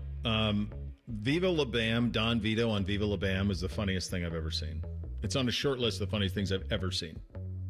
I mean, it changed everything about MTV. It did. Don Vito, his uncle, was unbelievable. First thing for me, Bo, you got me when you're talking about your kids and wanting them to lose and late nights. Yeah. This sounds like every broadcast crew I've been a part of at live games where it's like, hey, we don't get paid anymore for overtime, or we're getting paid the same here this day, whether we get out of here at 8 o'clock or 10:30. So when you see games that have long innings or they just continue to drag, you sound like every broadcast crew, like, let's pick it up, speed it up, let's go. Yeah, that dovetails into this is fine. This can be my number 2. This is why one of the big things that lacrosse has over baseball. Timing is finite. It's 2 20-minute running halves. That's it. That's the list. You're out. All of a sudden, something isn't going to turn into an extra inning affair that keeps you at a ballpark until 7 o'clock. That ain't happening. It's finite. You got 2 hours to get it done, and then on with the rest. I was at the same hotel with a lot of baseball parents. Some of those folks were coming in well after midnight, like just straggling in after playing baseball all day, and I'm like, God bless you. I've been done since 3 o'clock at least. So I'm interested to see, second thing, how this impacts LeBron and his return to the Lakers. Bo, your team gave Austin Reeves a 4-year, $185 million maximum extension. Yeah. He's got a player option in 29 and in 30. I think it's a really good move for Los Angeles. I think it's a really good move for Austin Reeves, but what's this mean for LeBron? Great question. I think they are the first organization with this ownership that Jimmy cracked corn and they don't care. Like they can't worry about it. Like, yeah, you come on discount or you don't come back, it's fine. We got to make sure that Luka's happy, that Austin's happy, and then we'll fill in the rest as it goes. So, Reese, I'm glad you went there because my second thing, I was going to talk about this. I was watching a video last night, and they were talking about the housing market and housing prices and how they thought next year there would be a crash in the housing market similar to 2008 because just the prices are getting so out of hand. Do we need something like that in sports? Because I see Austin Reeves, and he's a fine player, but he's going to be getting over $50 million a year the last year of this contract. I'm seeing some of these contracts that are being signed in the NHL or are rumored that these guys are going to be asking for and getting. Like, these prices are getting a little out of hand. So is $7 to $10 billion for an NBA expansion franchise.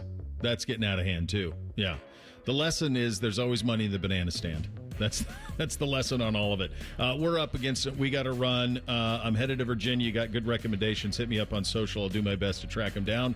Boys, keep it between the navigational beacons. We are back tomorrow. Rothman and Ice coming up next. Bishop and Friends right here on The Fan. We have so many local shows, I can't fit them in a 10-second promo. So let's just say we're live and local all damn day.